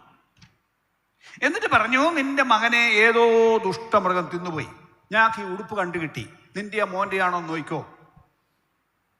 അപ്പൊ അങ്ങനെ ദുഃഖിച്ചിരുന്ന യാക്കോബ് പറഞ്ഞത് ഉൽപ്പത്തി 37-ാം അധ്യായത്തിൽ 35-ാം വാക്യത്തിൽ, നിങ്ങൾ എൻ്റെ നരയെ ദുഃഖത്തോടെ പാതാളത്തിലേക്ക് ഇറങ്ങുമാറാക്കും. ഞാനിനി പാതാളത്തിൽ എൻ്റെ മകൻ്റെ ഇരിക്കെ പോവുകയും മാർഗമുള്ളൂ. അപ്പൊ പോയത് താൻ പാതാളത്തിലാണെന്നാ പറഞ്ഞത്. പാതാളം. പക്ഷെ ഈ പാതാളം എന്ന വാക്കിന് വേദപുസ്തകം പറയുന്ന കുറെ അർത്ഥങ്ങളുണ്ട്. ആ അർത്ഥം കൂടെ ഒന്ന് പറഞ്ഞെങ്കിലേ ആശയം മനസ്സിലാവും. അതായത് പാതാളം എന്നത് വേദശാസ്ത്രം അനുസരിച്ച്, ദൈവശാസ്ത്രം അനുസരിച്ച് ഭൂമിയുടെ അടിയിലുള്ളൊരു സ്ഥലമാണ് പാതാളം. അവിടേക്ക് ഇറങ്ങും എന്നാണ് പറഞ്ഞത്. ഇറങ്ങാൻ താഴെയല്ലേ, ഇറങ്ങുന്ന താഴോട്ടാ, കയറുന്ന മേപ്പോട്ട്. അപ്പൊ താഴെയാണത്. ശരിക്കും പറഞ്ഞാൽ സംഖ്യാപുസ്തകം 14-ാം അധ്യായത്തിന് 30-ാം വാക്യം വായിച്ചാൽ അത് ഭൂമിയുടെ അടിയിലാണെന്നാണ് എഴുതിയിരിക്കുന്നത്. ഭൂമിയുടെ അന്തർഭാഗത്തുള്ളൊരു സ്ഥലമാണ് പാതാളം. ഈ ഭൂമിയുടെ അടിയിൽ പല പല തട്ടുകളുണ്ട്. ആ തട്ടുകളിലൊന്നാണ്, തട്ടുകളുടെ ഒരു ഭാഗത്തിൻ്റെ പേരാണ് പറയുന്നത് പാതാളം. അതിനകത്ത് തന്നെ പല തട്ടുകൾ എന്ന് പറഞ്ഞാൽ ഒന്ന് ഈ പറയുന്ന അബ്രഹാമിൻ്റെ മടി, സ്വസ്ഥമായ സ്ഥലം. ഇപ്പം നമ്മൾ നേരത്തെ ഉള്ള ഭാഗം എല്ലാം വായിച്ചാൽ ഇപ്പം ധനവാൻ അവിടെ കിടക്കുന്നു. ധനവാൻ അവിടെ കിടക്കുമ്പോൾ താൻ പറയുന്നത് എനിക്ക് ദാഹിക്കുന്നു, ഭയങ്കര ദാഹം. ഇവിടുത്തെ ചൂട് ഭയങ്കരമാണ്, ഇവിടെ ജ്വാലയാണ്. വായിക്കുന്നത് അങ്ങനെയാണ്, ജ്വാലയാണ്. അങ്ങനെ ഈ ജ്വാലയിൽ കിടന്ന് ഞാൻ വേദന അനുഭവിക്കുന്നു എന്നാണ് അവിടെ പറഞ്ഞത്.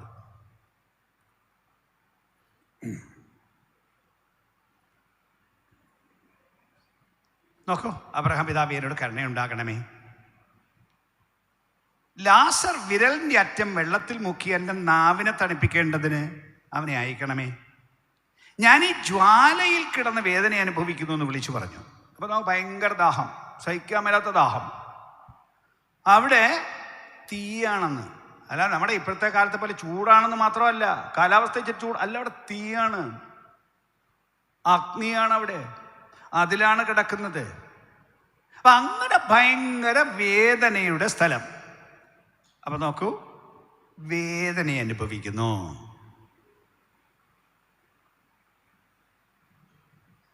അപ്പൊ അങ്ങനെയുള്ള സ്ഥലമാണ് ഈ പറയുന്ന തട്ട്. അത് 2-ാമത്തെ തട്ടാണ്. ഈ രക്ഷപ്പെട്ടിട്ടില്ലാത്ത മനുഷ്യരുടെ ആത്മാവ് പോകുന്ന തട്ട് 2-ാം തട്ട്. അത് അടിയിലാണ്. മേലിലാണ് മറ്റത്. നോക്കൂ 23-ാം വാക്യം. ധനവാനും മരിച്ചടക്കപ്പെട്ട് പാതാളത്തിൽ യാതന അനുഭവിക്കുമ്പോൾ മേലോട്ട് നോക്കി ദൂരത്ത് നിന്ന് അബ്രഹാമിനെയും അവൻ്റെ മടിയിൽ ലാസറിനെയും കണ്ടു. അപ്പം അത് മേലിലാണ്, ഇത് താഴെയാണ്. താഴത്തെ തട്ടിലാണ് ഈ കഷ്ടം അനുഭവിക്കുന്ന സ്ഥലം. മേളിലത്തെ തട്ട് സ്വസ്ഥമായ സ്ഥലം. ഇനി ഏറ്റവും അടിയിലത്തെ തട്ടുണ്ട്, അത് പിശാചിൻ്റെ ഹെഡ്ക്വാർട്ടേഴ്സാണ്. യേശു പറഞ്ഞ വാക്യം ഓർമ്മയുണ്ടോ? ഞാൻ എൻ്റെ സഭയെ പണിയും, പാതാള ഗോപുരങ്ങൾ അതിനെ ജയിക്കില്ല. അങ്ങനെ പിശാചിൻ്റെ ഹെഡ്ക്വാർട്ടേഴ്സ് ഉണ്ട്. പണ്ട് അയാൾ സ്വർഗത്തിലായിരുന്നു, അയാളെ അവിടെ തട്ടിക്കളഞ്ഞിട്ട് ഇപ്പോൾ ഹെഡ്ക്വാർട്ടേഴ്സ് അങ്ങ് പാതാളത്തിലാണ്. അവിടെ അല്ല താമസമായിക്ക് ഇങ്ങനെ ചുറ്റിക്കിറങ്ങാനുള്ള അനുവാദമൊക്കെ ഉണ്ട്, എങ്കിലും അസൽ ഹെഡ്ക്വാർട്ടേഴ്സ് പാതാളത്തിലാണ്. അപ്പം ഇങ്ങനെ പാതാളം എന്നുള്ളത് ഭൂമിയുടെ അടിയിലുള്ളൊരു സ്ഥലമാണെന്നാണ് വേദപുസ്തകം പറയുന്നത്, തെളിച്ച് പറയുന്നതാണ്. അപ്പം അവിടേക്കാണ് പണ്ട് പൊയ്ക്കൊണ്ടിരുന്നത്. എന്നാൽ യേശുക്രിസ്തുവിന്റെ ക്രൂശ് മരണത്തോടെ വിശുദ്ധന്മാരുടെ ആത്മാക്കളെ ഭൂമിയുടെ അടിയിൽ തട്ടിലുള്ള ആ തട്ട് സ്വസ്ഥമായ തട്ടാണ്, എങ്കിലും അവിടെ നിന്ന് മാറ്റി അവരെ ഉയർത്തി കൊണ്ടുപോയി. അതാണ് യേശു പറഞ്ഞത്, ഇന്ന് നീ എന്നോടുകൂടെ പർദീസയിൽ ഇരിക്കും എന്ന് പറയുമ്പോൾ വേറെ ചില വാക്യങ്ങൾ കൂടിയുണ്ട്. എഫെസ് ലേഖനം 4-ാം അധ്യായം അതിന് 7 മുതൽ 10 വരെയുള്ള വാക്യങ്ങൾ പരിശോധിച്ചാൽ യേശു മരിച്ചപ്പോൾ എന്ത് സംഭവിച്ചു എന്ന് പറയുകയാണ്. അവൻ ഭൂമിയുടെ അധോഭാഗങ്ങളിലേക്ക് ഇറങ്ങി, അവൻ ഉയരത്തിൽ കയറി മനുഷ്യർക്ക് ദാനങ്ങളെ കൊടുത്തു എന്ന് പറയുന്നു. എന്നിട്ട് പറയാണ്, കയറി എന്നതിനാൽ അവൻ ഭൂമിയുടെ അധോഭാഗങ്ങളിലേക്ക് ഇറങ്ങി എന്ന് വരുന്നില്ലയോ? ഇറങ്ങിയവൻ സകലത്തെയും നിറയ്ക്കേണ്ടതിന് സ്വർഗാദി സ്വർഗത്തിന് മീതെ കയറിയവനുമാകുന്നു. യേശു മരിച്ചിട്ട് പാതാളത്തിൽ പോയി. എല്ലാവരും പാതാളത്തിൽ പോന്നു, അവൻ പാതാളത്തിൽ പോയി. അവിടെ നിന്ന് അവിടെ പാർത്തിരുന്ന വിശുദ്ധ ആത്മാക്കളെയും കൂട്ടിക്കൊണ്ട് ഉയരത്തിൽ കയറി അവരുടെ ആത്മാക്കളെ കൊണ്ടെത്തിച്ച സ്ഥലത്തിന് പറയുന്ന പേരാണ് പർദീസ. അത് ഉയരത്തിലാക്കി അവിടെ കൊണ്ട് താമസിപ്പിക്കുന്നതിനാക്കി. അപ്പം 2 സ്ഥലം, ഒന്ന് പാതാളം, മറ്റൊന്ന് പർദീസ. 2-ലേതെങ്കിലും എവിടെങ്കിലും ഒരിടത്തേ പോകുള്ളൂ. ഒരിടം സ്വസ്ഥമായ സ്ഥലമാണ്. നോക്കൂ ആ വാക്യം ഒന്നുകൂടെ നോക്കാം. അബ്രഹാം, മകനെ, നിന്റെ ആയുസ്സിൽ നീ നന്മയും ലാസറവണൻ തിന്മയും പ്രാപിച്ചു എന്നോർക്കുക. ഇപ്പോൾ അവൻ ഇവിടെ ആശ്വസിക്കുന്നു, നീയോ വേദന അനുഭവിക്കുന്നു. അപ്പൊ ആ സ്ഥലം ആശ്വാസത്തിന്റെ സ്ഥലമാണ്. പർദീസയുടെ സ്ഥലം ആശ്വാസത്തിന്റെ സ്ഥലമാണ്. അവിടെ മാത്രമല്ല, മറ്റു വാക്യങ്ങൾ നോക്കണം. പണ്ട് ദാനിയേലിനോട് പറഞ്ഞൊരു പ്രയോഗമുണ്ട്. ദൈവം പറഞ്ഞു, മരണത്തിന്റെ സമയത്ത് പറഞ്ഞു വിടുന്ന യാത്രാമൊഴിയുണ്ട്. പറഞ്ഞത് ഇങ്ങനെയാണ്, ദാനിയേലിനോട് പറഞ്ഞു, നീയോ പോയി വിശ്രമിച്ചു കൊള്ളുക, കാലാവസാനത്തികൾ നിന്റെ ഓഹരി ലഭിപ്പാൻ എഴുന്നേറ്റ് വരും. പോകുന്നത് വിശ്രമത്തിനാണ്. വെളിപ്പാട് പുസ്തകം 14-ാം അധ്യായം 13-ാം വാക്യം, ഇന്നു മുതൽ ക്രിസ്തുവിൽ മരിക്കുന്ന മൃതന്മാർ ഭാഗ്യവാന്മാർ, അതേ അവർ തങ്ങളുടെ പ്രയത്നങ്ങളിൽ നിന്ന് വിശ്രമിക്കേണ്ടതാകുന്നു. അപ്പൊ അവര് പോകുന്ന സ്ഥലം വിശ്രമത്തിന്റെ സ്ഥലമാണ്. ജോലി കഴിഞ്ഞു, പൗലോസ് പറഞ്ഞ നല്ല പോർ പൊരുതു, ഓട്ടം തികച്ചു, ജോലി കഴിഞ്ഞു. അത് കഴിഞ്ഞിട്ട് അവർ വിശ്രമത്തിലേക്ക് പോവുകയാണ്. മരിക്കുന്ന സകല ഭക്തന്മാർക്ക് സംഭവിക്കുന്നത് അധ്വാനം കഴിഞ്ഞ് വിശ്രമത്തിനായി ദൈവം കൊണ്ടുപോവുകയാണ്. ആ സ്ഥലത്ത് പർദീസയിൽ സ്വസ്ഥമായി വിശ്രമിക്കുകയാണ്. വേറൊരു പണിക്ക് പോകുന്നില്ല. അവർ ശാന്തതയുള്ള സ്ഥലം, സ്വസ്ഥത അനുഭവിക്കുന്ന സ്ഥലം. അപ്പൊ നമ്മുടെ വീട്ടിലെ മരിച്ചുപോയ ആ ഭക്തന്മാർ, ഈ വകുപ്പിൽപ്പെടുന്നവർ, പർദീസയിൽ പോയവർ സ്വസ്ഥമായ ഇടത്ത് താമസമാണ്. സുബോധത്തോടെ അവിടെ ഉണ്ടവര് തമ്മിൽ കാണാം. അവർക്ക് മരിച്ചവർക്ക് തമ്മിൽ കാണാം. അതിലേ പറയുന്നത്, ദൂരത്ത് നിന്ന് ധനവാൻ ലാസറിനെ കണ്ടു. അപ്പൊ അങ്ങനെ കാണാം. ബോധപൂർവം ജീവിക്കുന്നു, മറ്റവനും ബോധപൂർവം ജീവിക്കുന്നു. ഈ പീഡ അനുഭവിക്കുന്നവനും വേദന അനുഭവിക്കുന്നു. ഭയങ്കര വേദനയാണ്, സഹിക്കാൻ മേലാത്തതാണ് എന്നൊക്കെ വിളിച്ചു പറയുന്നു. അപ്പൊ ഇപ്പൊ തന്നെ ആ വേദനയും മരിച്ച സെക്കൻഡിൽ ആരംഭിക്കുകയാണ്. ഒരാൾ സ്വസ്ഥതയിലേക്ക് പോകുന്നു, മറ്റൊരാൾ ദണ്ഡനത്തിലേക്ക് പോകുന്നു. അപ്പൊ തന്നെ ആരംഭിക്കുകയാണ്. അല്ലാതെ വരാനൊരു ഭാവി കാലത്ത് മാത്രമല്ല മനുഷ്യൻ ഈ കഷ്ടത്തിലേക്ക് പോകുന്നത്. ഒന്നുകൂടെ പറയുന്നു, ഈ ശരീരത്തിൽ നിന്ന് ആള് പോയാൽ ഒന്നുകിൽ സ്വസ്ഥതയിലേക്ക് പോകും, ഇല്ലെങ്കിൽ ദണ്ഡനത്തിലേക്ക് പോകും. കുറച്ച് പേർ ആത്മഹത്യ ചെയ്യും ജീവിതത്തിൻ്റെ പ്രശ്നങ്ങളിൽ നിന്ന് രക്ഷപ്പെടാൻ. മേ ബി രോഗത്തിൻ്റെ ഭയങ്കര നിമിത്തം വേദന സഹിക്കാൻ മേലാതെ ആത്മഹത്യ ചെയ്തേക്കാം. സാമ്പത്തിക പ്രതിസന്ധി നിമിത്തം രക്ഷപ്പെടാൻ വേണ്ടി ആത്മഹത്യ ചെയ്തേക്കാം. മനപ്രയാസം മാറാൻ വേണ്ടിയാണ് പലരും ചെയ്യുന്നത്. പക്ഷെ തിരിച്ചറിയണം, മനപ്രയാസം മാറില്ല, ഒരു ദണ്ഡനവും മാറില്ല. ആ സെക്കൻഡ് മുതൽ അസഹനീയമായ ദണ്ഡനത്തിലേക്ക് പോകാൻ, നിലവിളിക്കുന്ന ദണ്ഡനത്തിലേക്ക് പോവുകയാണ്, താങ്ങാൻ മേലാത്ത ദണ്ഡനത്തിലേക്ക് പോവുകയാണ്.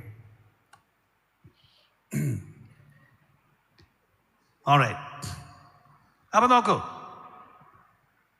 ആളുകളുടെ മതവിശ്വാസത്തിന്റെ കാര്യങ്ങൾ നമ്മൾ പറഞ്ഞു വരുന്നത്, അതും കൂടെ ചേർത്താണ് പറയുന്നത് ഇവിടെ. അപ്പൊ എന്താണ് അദ്ദേഹം പറയുന്നത്? അബ്രഹാം പിതാവേ, എനിക്ക് ദാഹം സഹിക്കാൻ മേല, അവനെ ഇങ്ങോട്ട് വിടണം, ഒരു തുള്ളി വെള്ളം എൻ്റെ നാവിനെ ഒന്ന് തൊടിയിക്കണം. അത്രയ്ക്ക് അസഹനീയമായ ബുദ്ധിമുട്ടാണ്. എന്താണ് മറുപടി? അത്രയുമല്ല. 26-ാം വാക്യം, ഞങ്ങൾക്കും നിങ്ങൾക്കും നടുവേ വലിയൊരു പിളർപ്പുണ്ടാക്കിയിരിക്കുന്നു. ഇവിടെ നിന്ന് നിങ്ങളുടെ അടുക്കൽ കടന്നു വരുവാൻ ഇച്ഛിക്കുന്നവർക്ക് കഴിവില്ല, അവിടെ നിന്ന് ഞങ്ങളുടെ അടുക്കൽ കടന്നു വരുവാനും പാടില്ല എന്ന് പറഞ്ഞു. വാക്യം കേൾക്കണേ. നമ്മുടെ ആവശ്യത്തിന് വേണ്ടി വല്ല നാട്ടുകാരോട് പറഞ്ഞു കൊടുക്കാൻ വേണ്ടി കൂടെ കേൾക്കണം. സുവിശേഷം പറയണ്ടേ വല്ലവരോടും? വചനം തെളിച്ച് പറഞ്ഞു കൊടുക്കണ്ടേ? എന്തെങ്കിലും പറഞ്ഞാൽ മതിയോ? വചനം എടുത്ത് പറഞ്ഞു കൊടുക്കണം. അബ്രഹാം പറയുകയാണ്, ഇവിടുന്ന് അങ്ങോട്ടും വരാൻ പറ്റില്ല, അവിടുന്ന് ഇങ്ങോട്ടും വരാൻ പറ്റില്ല. ഭയങ്കര പിളർപ്പാണ്, ഇടയ്ക്ക് ഭയങ്കര ഗർത്തമാണ്, അങ്ങോട്ടും ഇങ്ങോട്ടും പോകാൻ പറ്റില്ല. ഇവിടെയാണ് ക്രിസ്ത്യാനി പറയുന്നത് ശുദ്ധീകരണം കഴിഞ്ഞ് അങ്ങോട്ട് കയറ്റി വിടാമെന്ന്. ആത്യന്തിക വാക്ക് യേശുവിൻ്റെ അല്ലേ? ആ നാട് യേശുവിൻ്റെ അല്ലേ? അവിടെ ആരെ കൊണ്ടുപോകണമെന്ന് തീരുമാനിക്കുന്ന യേശു അല്ലേ? അവിടുത്തെ സംവിധാനങ്ങൾ എന്താണെന്ന് വിശദീകരിക്കുന്ന യേശു അല്ലേ? യേശു തെളിച്ചാണ് പറഞ്ഞത്, അവിടുന്ന് ഇങ്ങോട്ടും ഇവിടുന്ന് അങ്ങോട്ടും വരാൻ പറ്റില്ല, അങ്ങനെ സംവിധാനമില്ല. ഏത് പള്ളിക്കാർ വിചാരിച്ചാലും, ഏത് പട്ടക്കാരൻ വിചാരിച്ചാലും കൊണ്ടുപോകാൻ ഒരു മാർഗമില്ല. അല്ലാതെ ഞാൻ പറയുമ്പോൾ ഒരു കാര്യം കൂടെ പറയണം. എപ്പോഴാണ് ഈ സ്ഥലത്ത് പോകുന്നതെന്നും കൂടെ പറയണ്ടേ? കാരണം ക്രിസ്ത്യാനിയിൽ ഒരു നല്ല പങ്കിൻ്റെ വിശ്വാസം അനുസരിച്ച് ഈ മരിച്ച ആളിൻ്റെ ആത്മാവ് ഒരു 40 ദിവസം കഴിഞ്ഞെങ്കിലേ സെറ്റിൽ ഡൗൺ ചെയ്യുള്ളൂ, പോയി ഒന്ന് എവിടെയെങ്കിലും ഇരിക്കുകയുള്ളൂ. അതുവരെ ഈ 40 ദിവസം ഇങ്ങനെ കറങ്ങി നടക്കും. കുറേ ക്രിസ്ത്യാനിയുടെ വിശ്വാസം വെച്ച് ഇടയ്ക്ക് വീട്ടിലൊക്കെ വരും. ഇങ്ങനെ ഫൈനലി 40-ാം ദിവസം വീട്ടിൽ കൊണ്ടുവരും. വീട്ടിൽ കൊണ്ടുവന്നിട്ടാണ് അവസാനത്തെ കർമ്മം ചെയ്ത് ആളെ പറഞ്ഞു വിടുന്നത്. അപ്പോൾ 40-ാമത്തെ ദിവസം സെറ്റിൽ ഡൗൺ ചെയ്യാം എന്നാണ് അവരുടെ വിശ്വാസം. അപ്പം 40 ദിവസം ഇങ്ങനെ നടക്കുമെന്ന്, കറങ്ങി നടക്കുമെന്ന്. ഞാൻ പറഞ്ഞല്ല, ഉള്ള വിശ്വാസമാണ് ഞാനീ പറയുന്നത്, ആരെ ആക്ഷേപിക്കാൻ പറയുന്നതല്ല, ക്രിസ്ത്യാനിയുടെ വിശ്വാസം പറയാണ്.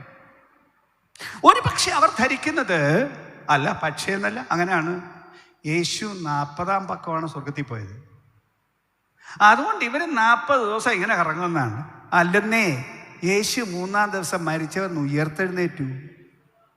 ആത്മാവ് കറങ്ങി നടക്കുകയായിരുന്നില്ല, മരിച്ചവൻ ഉയർത്തെഴുന്നേറ്റവൻ 40 ദിവസം അനേകർക്ക് പ്രത്യക്ഷമായി സഞ്ചരിക്കുകയായിരുന്നു. അല്ല, യേശുവിൻ്റെ ആത്മാവ് സഞ്ചരിക്കുകയല്ലായിരുന്നു. യേശു ശരീരത്തോടെ, സ്വർഗീയ ശരീരത്തോടെ സഞ്ചരിച്ച് പ്രത്യക്ഷപ്പെടുകയായിരുന്നു. യേശുവിൻ്റെ വാക്ക് ശ്രദ്ധിക്കൂ. എപ്പോൾ പോകുന്നതാണ്?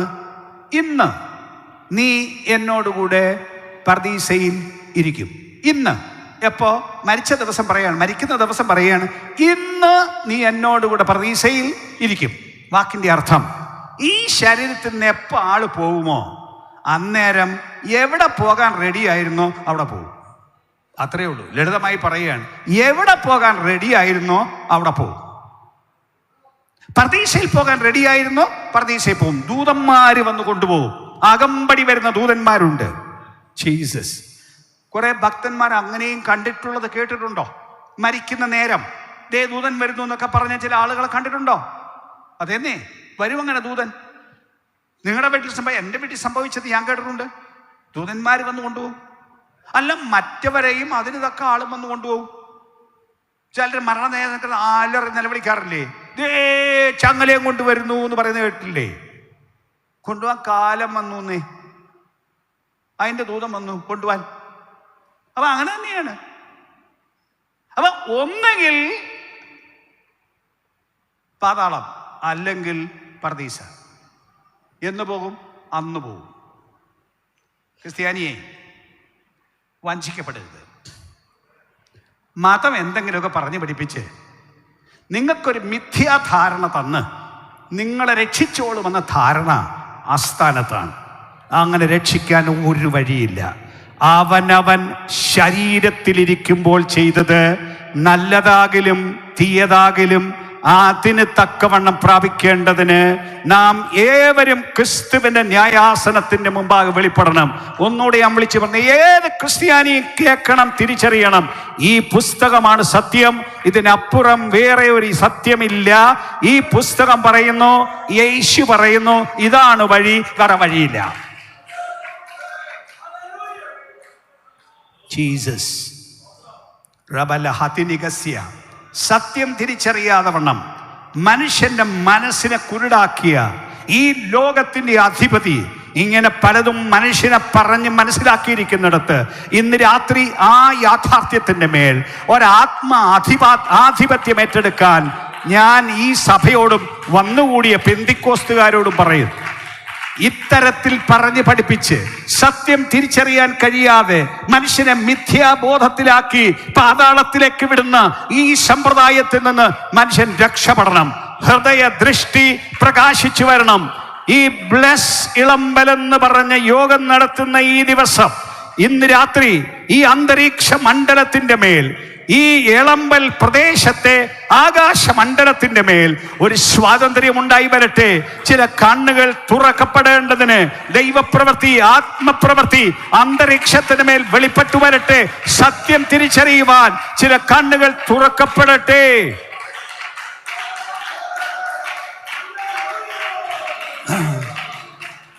ഞാനിന്ന് രാത്രി വിളിച്ചു പറയുന്നു, മരിച്ച ശേഷം രക്ഷപ്പെടുത്താൻ ഒരു വഴിയുമില്ല, ഒരു മനുഷ്യർക്കും കഴിയില്ല. രക്ഷപ്പെടുന്നത് ഇന്നത്തെ ദിവസം, ജീവനുള്ള ദിവസം, നല്ല പോലെ ശ്വസിക്കുന്ന ദിവസം, സുബോധമുള്ള ദിവസം, വായി തുറന്ന് സംസാരിക്കാൻ കഴിവുള്ള ദിവസം, അന്നേ ദിവസം മാനസാന്തരപ്പെട്ടുകൊള്ളണം, സ്നാനപ്പെടാൻ തീരുമാനിച്ചു കൊള്ളണം. കാലം മാറ്റിവെക്കരുത്. ഇത് പെന്തിക്കോസ്തുകാരുടെ ഉപദേശമല്ല, യേശു പഠിപ്പിച്ച ഉപദേശമാണ്. അപ്പോസ്തലൻ പത്രോസ് പഠിപ്പിച്ച ഉപദേശമാണ്. പൗലോസ് പഠിപ്പിച്ച ഉപദേശമാണ്. പുതുതായി ജനിക്കുവീൻ, അല്ലാതെ വേറെ വഴിയില്ല.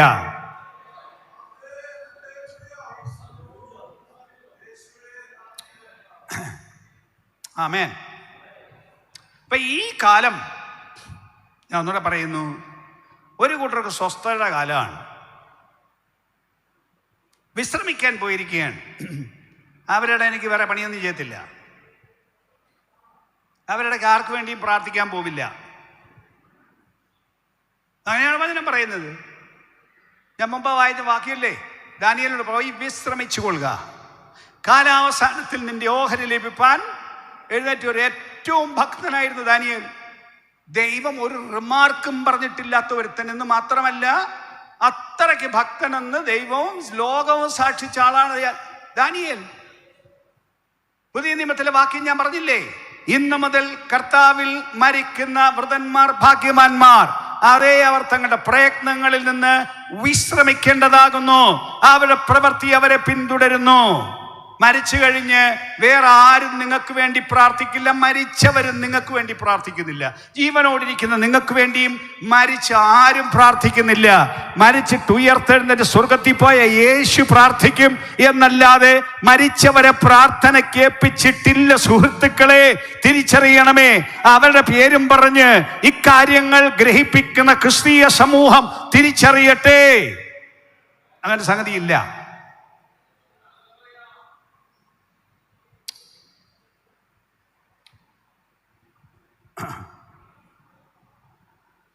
ഉള്ള സത്യം ജീവിച്ചിരിക്കുമ്പോൾ തിരിച്ചറിഞ്ഞിരുന്നെങ്കിൽ മാനസാന്തരപ്പെട്ടേനെ. പക്ഷെ മതങ്ങൾ സമ്മതിക്കത്തില്ല മനുഷ്യൻ മാനസാന്തരപ്പെടാൻ. കാരണം ഈ ഭാര്യയെല്ലാം പറഞ്ഞു കൊടുത്ത് തലയ്ക്കകത്ത് കയറ്റിയിരിക്കുന്നത് ഇതാണ്, നിസാരമില്ല, നീ ഇങ്ങനെയൊക്കെ ജീവിച്ചോ, അവസാനം ഞങ്ങളെ ഏറ്റുന്നു. ഒക്കില്ല എന്ന് വചനം തെളിച്ച് പറയുമ്പോൾ ഞാൻ ഒന്നുകൂടെ പറയുന്നത്, ഈ സത്യം നാട്ടുകാരോട് പറയണ്ടേ? വേണ്ടേ? പെന്തിക്കോസ്തുകാരെ പറയണ്ടേ? എല്ലാവരും അറിയണ്ടേ? ഇതെല്ലാ ജാതിയുടെയും പ്രശ്നമാണ്. ക്രിസ്ത്യാനിയുടെ മാത്രം പ്രശ്നമല്ല, എല്ലാ ജാതിയുടെയും പ്രശ്നമാണ്. അതുകൊണ്ടൊരു വലിയ പങ്ക് ജനം ശ്രദ്ധയില്ലാതെ ജീവിച്ച് പാതാളത്തിലേക്ക് നീങ്ങുന്നതിൻ്റെ നടുവിൽ ദേശം മുഴുവൻ വിളിച്ചു പറയാം, രക്ഷിക്കപ്പെടുവാൻ മാനസാന്തരപ്പെടുവിൻ, സ്നാനമേൽക്കുവിൻ, ഇവിടെ വെച്ച് രക്ഷിക്കപ്പെടാതെ വേറൊരു മാർഗമില്ല എന്ന് ദേശത്തോട് വിളിച്ചു പറയാൻ ഉണ്ടാക്കിയ യോഗം. ആ യോഗത്തിൽ ഞാൻ പറഞ്ഞില്ല, ഇതിനകത്ത് ഒത്തിരി ആളുകൾ പുറത്തുനിന്ന് വന്നിട്ടില്ലെന്ന് എനിക്കറിയാം. എന്നാലും പുറത്തൊരു ബോക്സ് വെച്ചിട്ടുണ്ടല്ലോ. കേൾക്കുന്നവർ കേൾക്കട്ടെ, ഒരാളെങ്കിലും കേൾക്കട്ടെ. ഒരാളുടെ ആത്മാവ് സകല ലോകത്തെക്കാളും വിലയേറിയതല്ലേ, അവർ കേൾക്കട്ടെ. റീബന ഹസ്യ, ഈ അന്തരീക്ഷം കേൾക്കട്ടെ. ഈ അന്തരീക്ഷത്തിന് മേൽ ഈ ശബ്ദം മുഴങ്ങട്ടെ. അല്ല, ഇത് ഓൺലൈൻ പോകുന്നില്ലേ, ചില ദേഹികൾ കേൾക്കട്ടെ. നാളെയും കേൾക്കാമല്ലോ, ഇന്ന് മാത്രമല്ലോ, നാളെയും കേൾക്കാമല്ലോ. അവിടെയും ചില ഹൃദയങ്ങൾ തുറക്കപ്പെട്ട് ദൈവത്തിന്റെ സത്യം ഗ്രഹിക്കട്ടെ. ആമേൻ. അത് ആദ്യത്തെ ഘട്ടം. രണ്ടാം ഘട്ടം എന്ന് പറഞ്ഞാൽ യേശു തിരിച്ചു വരുന്നവരെ അവിടെ ഇരിക്കും. യേശു വരുമ്പോൾ, ഇനി യേശു വരുമെന്ന് പറഞ്ഞിട്ടില്ലേ, യേശു വരും. എന്നാന്നറിയത്തില്ല, ഒരു ദിവസം അവിടത്തേക്ക് വരും. ആ വരുന്ന ദിവസം അടുത്ത ഘട്ടം ആരംഭിക്കും. അതിനെ ഞാൻ വിശദീകരിക്കുന്നില്ല. ആ ഘട്ടം എന്നത് 1 തെസ്സലോനിക്കർ 4:16-17 വാക്യങ്ങൾ പറയുന്ന കാര്യമാണ്. കർത്താവ് താൻ ഗംഭീരനാദത്തോടും പ്രധാന ദൂതന്റെ ശബ്ദത്തോടും ദൈവത്തിൻ്റെ കാഹളത്തോടും കൂടെ സ്വർഗത്തിൽ നിറങ്ങി വരികയും പിന്നെ ക്രിസ്തുവിൽ മരിച്ചവർ മുമ്പേ ഉയർത്തെഴുന്നേൽക്കും. ജീവനോട് ശേഷിക്കുന്ന നാം അവരോടൊരുമിച്ച് ആകാശത്തിൽ കർത്താവിനെ എതിരേൽപ്പാൻ മേഘങ്ങളിൽ എടുക്കപ്പെടും. ചുരുക്കി പറയാം, വേഗം പറയാം. യേശു വരും. വരുമ്പോൾ യേശുവിൻ്റെ കൂടെ പോകാൻ ഒരുങ്ങിയിരിക്കുന്ന കുറേ ആളുകളുണ്ട്. എങ്ങനെ ഒരുങ്ങി? ഈ പറഞ്ഞ പോലെ മാനസാന്തരപ്പെട്ടു, സ്നാനപ്പെട്ടു, മാത്രം പോരാ, ദൈവത്തിൻ്റെ ഇഷ്ടത്തിന് ജീവിക്കുന്നു, ഈ വചനം അനുസരിച്ച് ജീവിക്കുന്നു, വിശുദ്ധമായി ജീവിക്കുന്നു. അങ്ങനെ ആ വരം ആകാംക്ഷ കയറി ലോകത്തിലെ മോഹം അല്ലവർക്ക്. യേശു വരണം, യേശുവിൻ്റെ കൂടെ പോകണം. ലോകത്തിൽ ജീവിക്കുന്നു, ശരിയാണ്, ജോലി ചെയ്യുന്നു, സമ്പത്തുണ്ടാക്കുന്നു, ഒക്കെ ചെയ്യുന്നു. പക്ഷെ ആശ്രയം അതിലല്ല, മനസ്സതിലല്ല. അവരുടെ മോഹം ലോകത്തിലെ കാര്യങ്ങളിലല്ല, അവരുടെ മോഹം സ്വർഗീയ കാര്യങ്ങളിലാണ്. അങ്ങനെ നോക്കിപ്പാർക്കുന്ന ഒരു കൂട്ടം ആളുകൾ, വേറൊരു ഭാഷയിൽ പറഞ്ഞാൽ അവിടുത്തെ പൗരത്വം എടുത്ത് ഇവിടെ വെച്ച് തന്നെ. അങ്ങനെ സൗകര്യമുണ്ട്, അവിടുത്തെ പൗരത്വം എടുക്കാം. ആ പൗരത്വം എടുത്തിട്ട് ഇങ്ങനെ നോക്കിയിരിക്കുകയാണ്. എപ്പോഴാണ് പോക്കെന്നറിയാൻ. വണ്ടി വന്നെങ്കിലേ പോകാൻ പറ്റുള്ളൂ. ആ വണ്ടി വരാൻ വേണ്ടി കാത്തിരിക്കുകയാണ്. വണ്ടി വരുന്നത്, വണ്ടിയും കൊണ്ട് വരുന്ന യേശുവാണ്. ആ വരുമ്പോൾ ആകാശത്തിൽ കർത്താവിനെ എതിരേൽപ്പാൻ മേഘങ്ങളിൽ അവിടെ എടുക്കപ്പെടും. അതിനു മുമ്പ് മണ്ണി കൊണ്ടുവച്ച ശരീരം ജീവനോട് എഴുന്നേറ്റ് വരും. ദ്രവിച്ചു പോയ ശരീരം ഇല്ലേ, അത് വീണ്ടും ജീവിച്ചു വരും. ആ ശരീരത്തിന് വലിയ വലിയ സ്വഭാവങ്ങളുണ്ട്. 1 Corinthians 15 വിശദീകരിച്ചിട്ട് കൂടുതൽ അന്ന് എങ്ങനെ ഇരിക്കും എന്നൊക്കെ അറിയാൻ ആഗ്രഹമുള്ളവർ വീട്ടിൽ പോയി വിശദമായി വായിച്ചു നോക്കണം. മനസ്സെടുത്ത് സമയമെടുത്ത് വായിച്ചു നോക്കണം.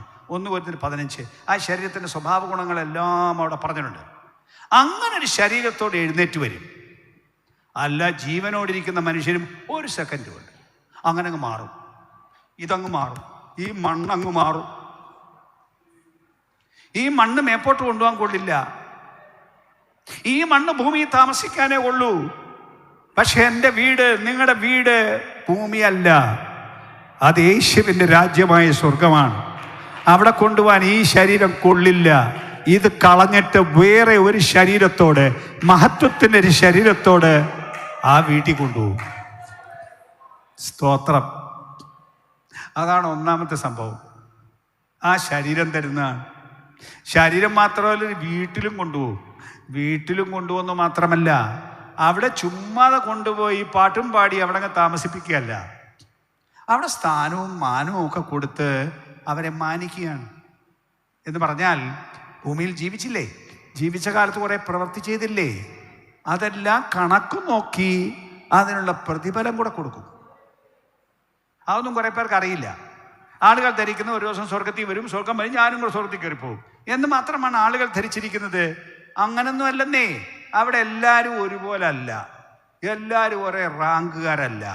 അവിടെ ആളുകളുടെ തേജസ്സിന് വ്യത്യാസമുണ്ട്, നിലയ്ക്ക് വ്യത്യാസമുണ്ട്, അവസ്ഥയ്ക്ക് വ്യത്യാസമുണ്ട്. ചിലർ അവിടെ സിംഹാസനങ്ങളിലിരിക്കും, രാജാക്കന്മാരെ പോലെ. കുറേ പേര് കിരീടം ധരിച്ചിരിക്കും. പലരുടെയും കിരീടങ്ങൾ തമ്മിൽ വ്യത്യാസം ഉണ്ടാവും. അവരവരുടെ റാങ്കിനനുസരിച്ചുള്ള വ്യത്യാസം കിരീടത്തിലുണ്ടാവും. ഈവൻ വെളിപ്പാട് പുസ്തകം 19-ാം അധ്യായം 8-ാം വാക്യം പറഞ്ഞാൽ ഉടുപ്പിന് പോലും വ്യത്യാസം ഉണ്ടാവും. അവിടെ അശ്രാത്തിൽ ഉടുപ്പിൻ്റെ ആവശ്യമില്ല, എങ്കിലും സ്പെഷ്യലായിട്ട് ചില ഉടുപ്പ് കൊടുക്കും കുറേ പേർക്ക്. അത് അവരുടെ റാങ്ക് കാണിക്കാനുള്ള ഉടുപ്പാണ്. എന്ന് പറഞ്ഞാൽ പോലീസുകാരൻ്റെ റാങ്ക് അറിയുന്നത് ഈ ചുമലി വെച്ചിരിക്കുന്ന സ്റ്റാർ നോക്കിയല്ലേ? അങ്ങനല്ലേ പട്ടാളക്കാരൻ്റെയും റാങ്ക് അറിയുന്നത് അവിടെ ഉടുപ്പെ കാണുന്ന അടയാളം വെച്ചല്ലേ? അങ്ങനെ സ്വർഗത്തിൽ റാങ്ക് വ്യത്യാസമുണ്ട്. ഭൂമി ജീവിച്ചപ്പോൾ അവനവൻ്റെ ആവശ്യത്തിന് പൈസ ഉപയോഗിച്ച ആളുകളുണ്ട്. അവർക്ക് അവിടെ ചെല്ലുമ്പോൾ ഒരു റാങ്കും ഇല്ല. എന്നാൽ ഈ കിട്ടിയ പൈസ പാവപ്പെട്ടവർക്ക് കൂടെ കൊടുത്തവരുണ്ട്, അവർക്കവിടെ റാങ്ക് ഉണ്ടാവും. സുവിശേഷത്തിന് കൊടുത്തവരുണ്ട്, അവർക്കവിടെ റാങ്ക് ഉണ്ടാവും. എല്ലാവരും സമൃദ്ധിയിൽ നിന്നല്ല കൊടുത്തത്. സമൃദ്ധി ഉള്ള ചിലർ കൊടുത്തു, അവർക്ക് അതിൻ്റെ പ്രതിഫലം ഉണ്ടാവും. സമൃദ്ധി ഇല്ലാത്ത ചിലർ കൊടുത്തു. യേശു പറഞ്ഞ ഒരു കഥ കേട്ടിട്ടില്ലേ? ഒരു വിധവ ഒരു ദിവസം അവൾ കൂലിപ്പണി ചെയ്ത് കൊണ്ടുവന്ന പൈസ അത്രയേ ഉള്ളൂ കൊടുക്കാൻ, അവൾക്ക് സമ്പാദ്യമില്ല. ആ പൈസ ഇട്ടു. യേശു പറഞ്ഞത് ഇന്നിട്ട പണത്തിൽ ഏറ്റവും വലിയ പണം അവിടെ പണമാണെന്ന്. വലിയ പണക്കാരൻ ഇട്ടതിനേക്കാൾ ആ ദരിദ്രയായ വിധവയുടെ പണത്തിന് മാനം കൊടുത്ത കർത്താവ് വരുന്നു. ആ ദിവസം ഓരോരുത്തരുടെയും പ്രവൃത്തിക്ക് തക്കവണ്ണം കൊടുത്ത് റാങ്ക് കൊടുക്കാൻ, സ്ഥാനം കൊടുക്കാൻ, ബഹുമാനിക്കാൻ വരുന്നു ആ ദിവസം. അന്നാണ് ദൈവപുത്രന്മാരുടെ വെളിപ്പാടെന്ന് പറയുന്ന ദിവസം. മനുഷ്യരുടെ വലിപ്പം അന്നാ അറിയുന്നത്. ഇവിടെ വെച്ച് ആളുകൾ കൊടുക്കുന്ന മാനമല്ല അവിടുത്തെ മാനം. ഇവിടെ നമ്മുടെ കണ്ണിന് കാണുന്നതനുസരിച്ച് നമ്മൾ മാനം കൊടുക്കുന്നു. ആ മാനം അവിടെ കിട്ടണമെന്നില്ല. ഇവിടെ മാനിക്കപ്പെടാത്ത പലരുണ്ട്. കാരണം മനുഷ്യരുടെ മുമ്പാകെ മാനിക്കത്തക്ക പലതും ഇല്ലായിരിക്കാം. എന്നാൽ ആ സ്വർഗത്തിലെ കണ്ണ് സകലവും കാണുന്നവൻ അവിടുത്തെ കണ്ണിന് തക്കവണ്ണം, സർവജ്ഞാനത്തിന് തക്കവണ്ണം ജനത്തെ മാനിച്ചു. ആ മാനം സ്വല്പനേരത്തേക്കല്ല, അത് നിത്യകാലം. അങ്ങനെ അധികാരത്തിൽ വാഴുന്നൊരു സംഘം ഉണ്ടാവും. ഇതിനാണ് വിളി. മാനസാന്തരപ്പെടാനുള്ള വിളി ഇതിനു വേണ്ടിയാണ്. സ്നാനപ്പെടാനുള്ള വിളി ഇതാണ്. ഇതിനു വേണ്ടി വിളിച്ചിങ്ങോട്ട് ഇറങ്ങിച്ചെന്നാൽ നാട്ടുകാരൻ കളിയാക്കിയെന്ന് വരും, വീട്ടുകാർ കളിയാക്കിയെന്ന് വരും, കൂട്ടുകാർ കളിയാക്കിയെന്ന് വരും, സഭക്കാർ കളിയാക്കിയെന്ന് വരും. എന്നാലും അവർക്ക് ഈ രാജ്യം അറിയില്ല, ഈ രാജ്യത്തിന്റെ സംവിധാനം അറിയില്ല. അതുകൊണ്ടാണ് ആ കണക്കാക്ക് അത് അവരുടെ മുമ്പാകെ വെളിപ്പെടുത്തുന്ന ഒരു ദിവസമുണ്ട്. എല്ലാ കണ്ണും കാങ്കെ ദൈവത്തിന്റെ ജനത്തെ മാനിക്കുന്ന ഒരു ദിവസമുണ്ട്.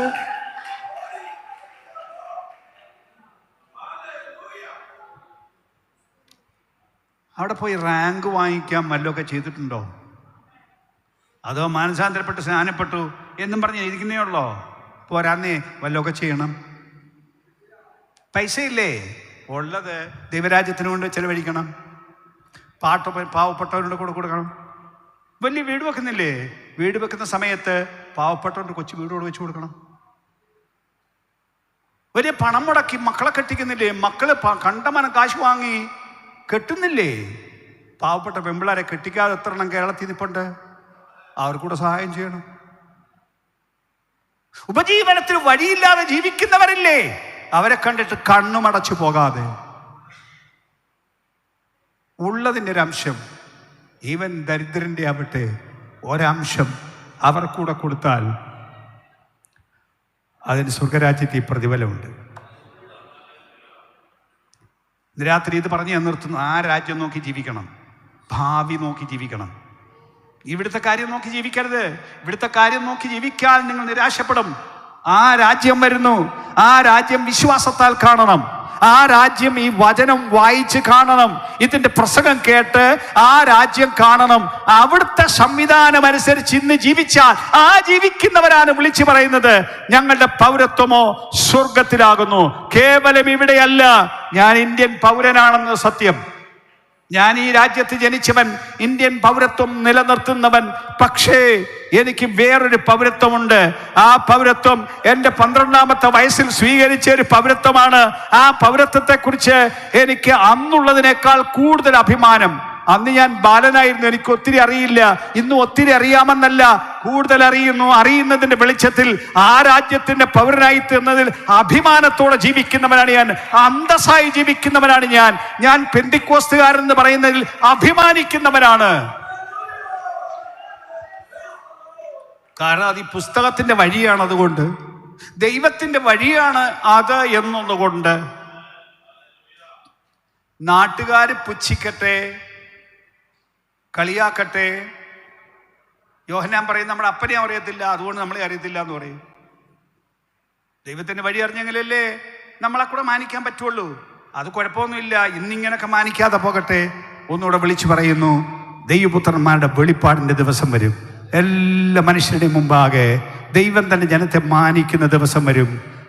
നമ്മുടെ പാർപ്പ് ഇവിടുന്ന് മാറ്റും, ഈ താൽക്കാലിക ഭൂമിയിൽ നിന്ന് മാറ്റും, ഈ കഷ്ടതയുള്ള ലോകത്തിൽ നിന്ന് മാറ്റും, ഈ ആക്ഷേപം തകർച്ചയുള്ള ലോകത്തിൽ നിന്ന് മാറ്റും. പോയി സ്വസ്ഥമായി നിത്യമായി മഹത്വത്തോടെ ജീവിക്കാൻ മനുഷ്യരെ ദൈവം വിളിക്കുന്നു. എല്ലാ മനുഷ്യരെയും വിളിക്കുന്നു. ചിലരെ മാത്രമല്ല, ക്രിസ്ത്യാനിയെ മാത്രം വിളിക്കുന്ന വിളിയല്ലിത്. സകല ഗോത്രത്തിൽ നിന്നും, ഭാഷയിൽ നിന്നും, വംശത്തിൽ നിന്നും, ജാതിയിലും നിന്നുള്ളവരെ വിളിക്കുന്നു. യേശുവിന്റെ പുണ്യാഹരക്തത്താൽ അങ്ങനെ വലിയൊരു കൂട്ടത്തെ കഴുകി വിശുദ്ധീകരിച്ചിരിക്കുന്നു. നൂറ്റാണ്ടുകളായി ആ പ്രവൃത്തി നടക്കുന്നു, ഇന്നും നടക്കുന്നു.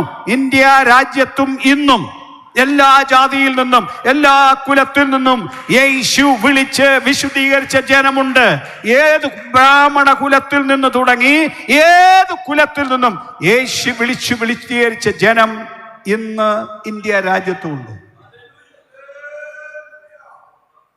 ഇന്നും ആ പ്രക്രിയ തുടർന്നുകൊണ്ടിരിക്കുന്നു.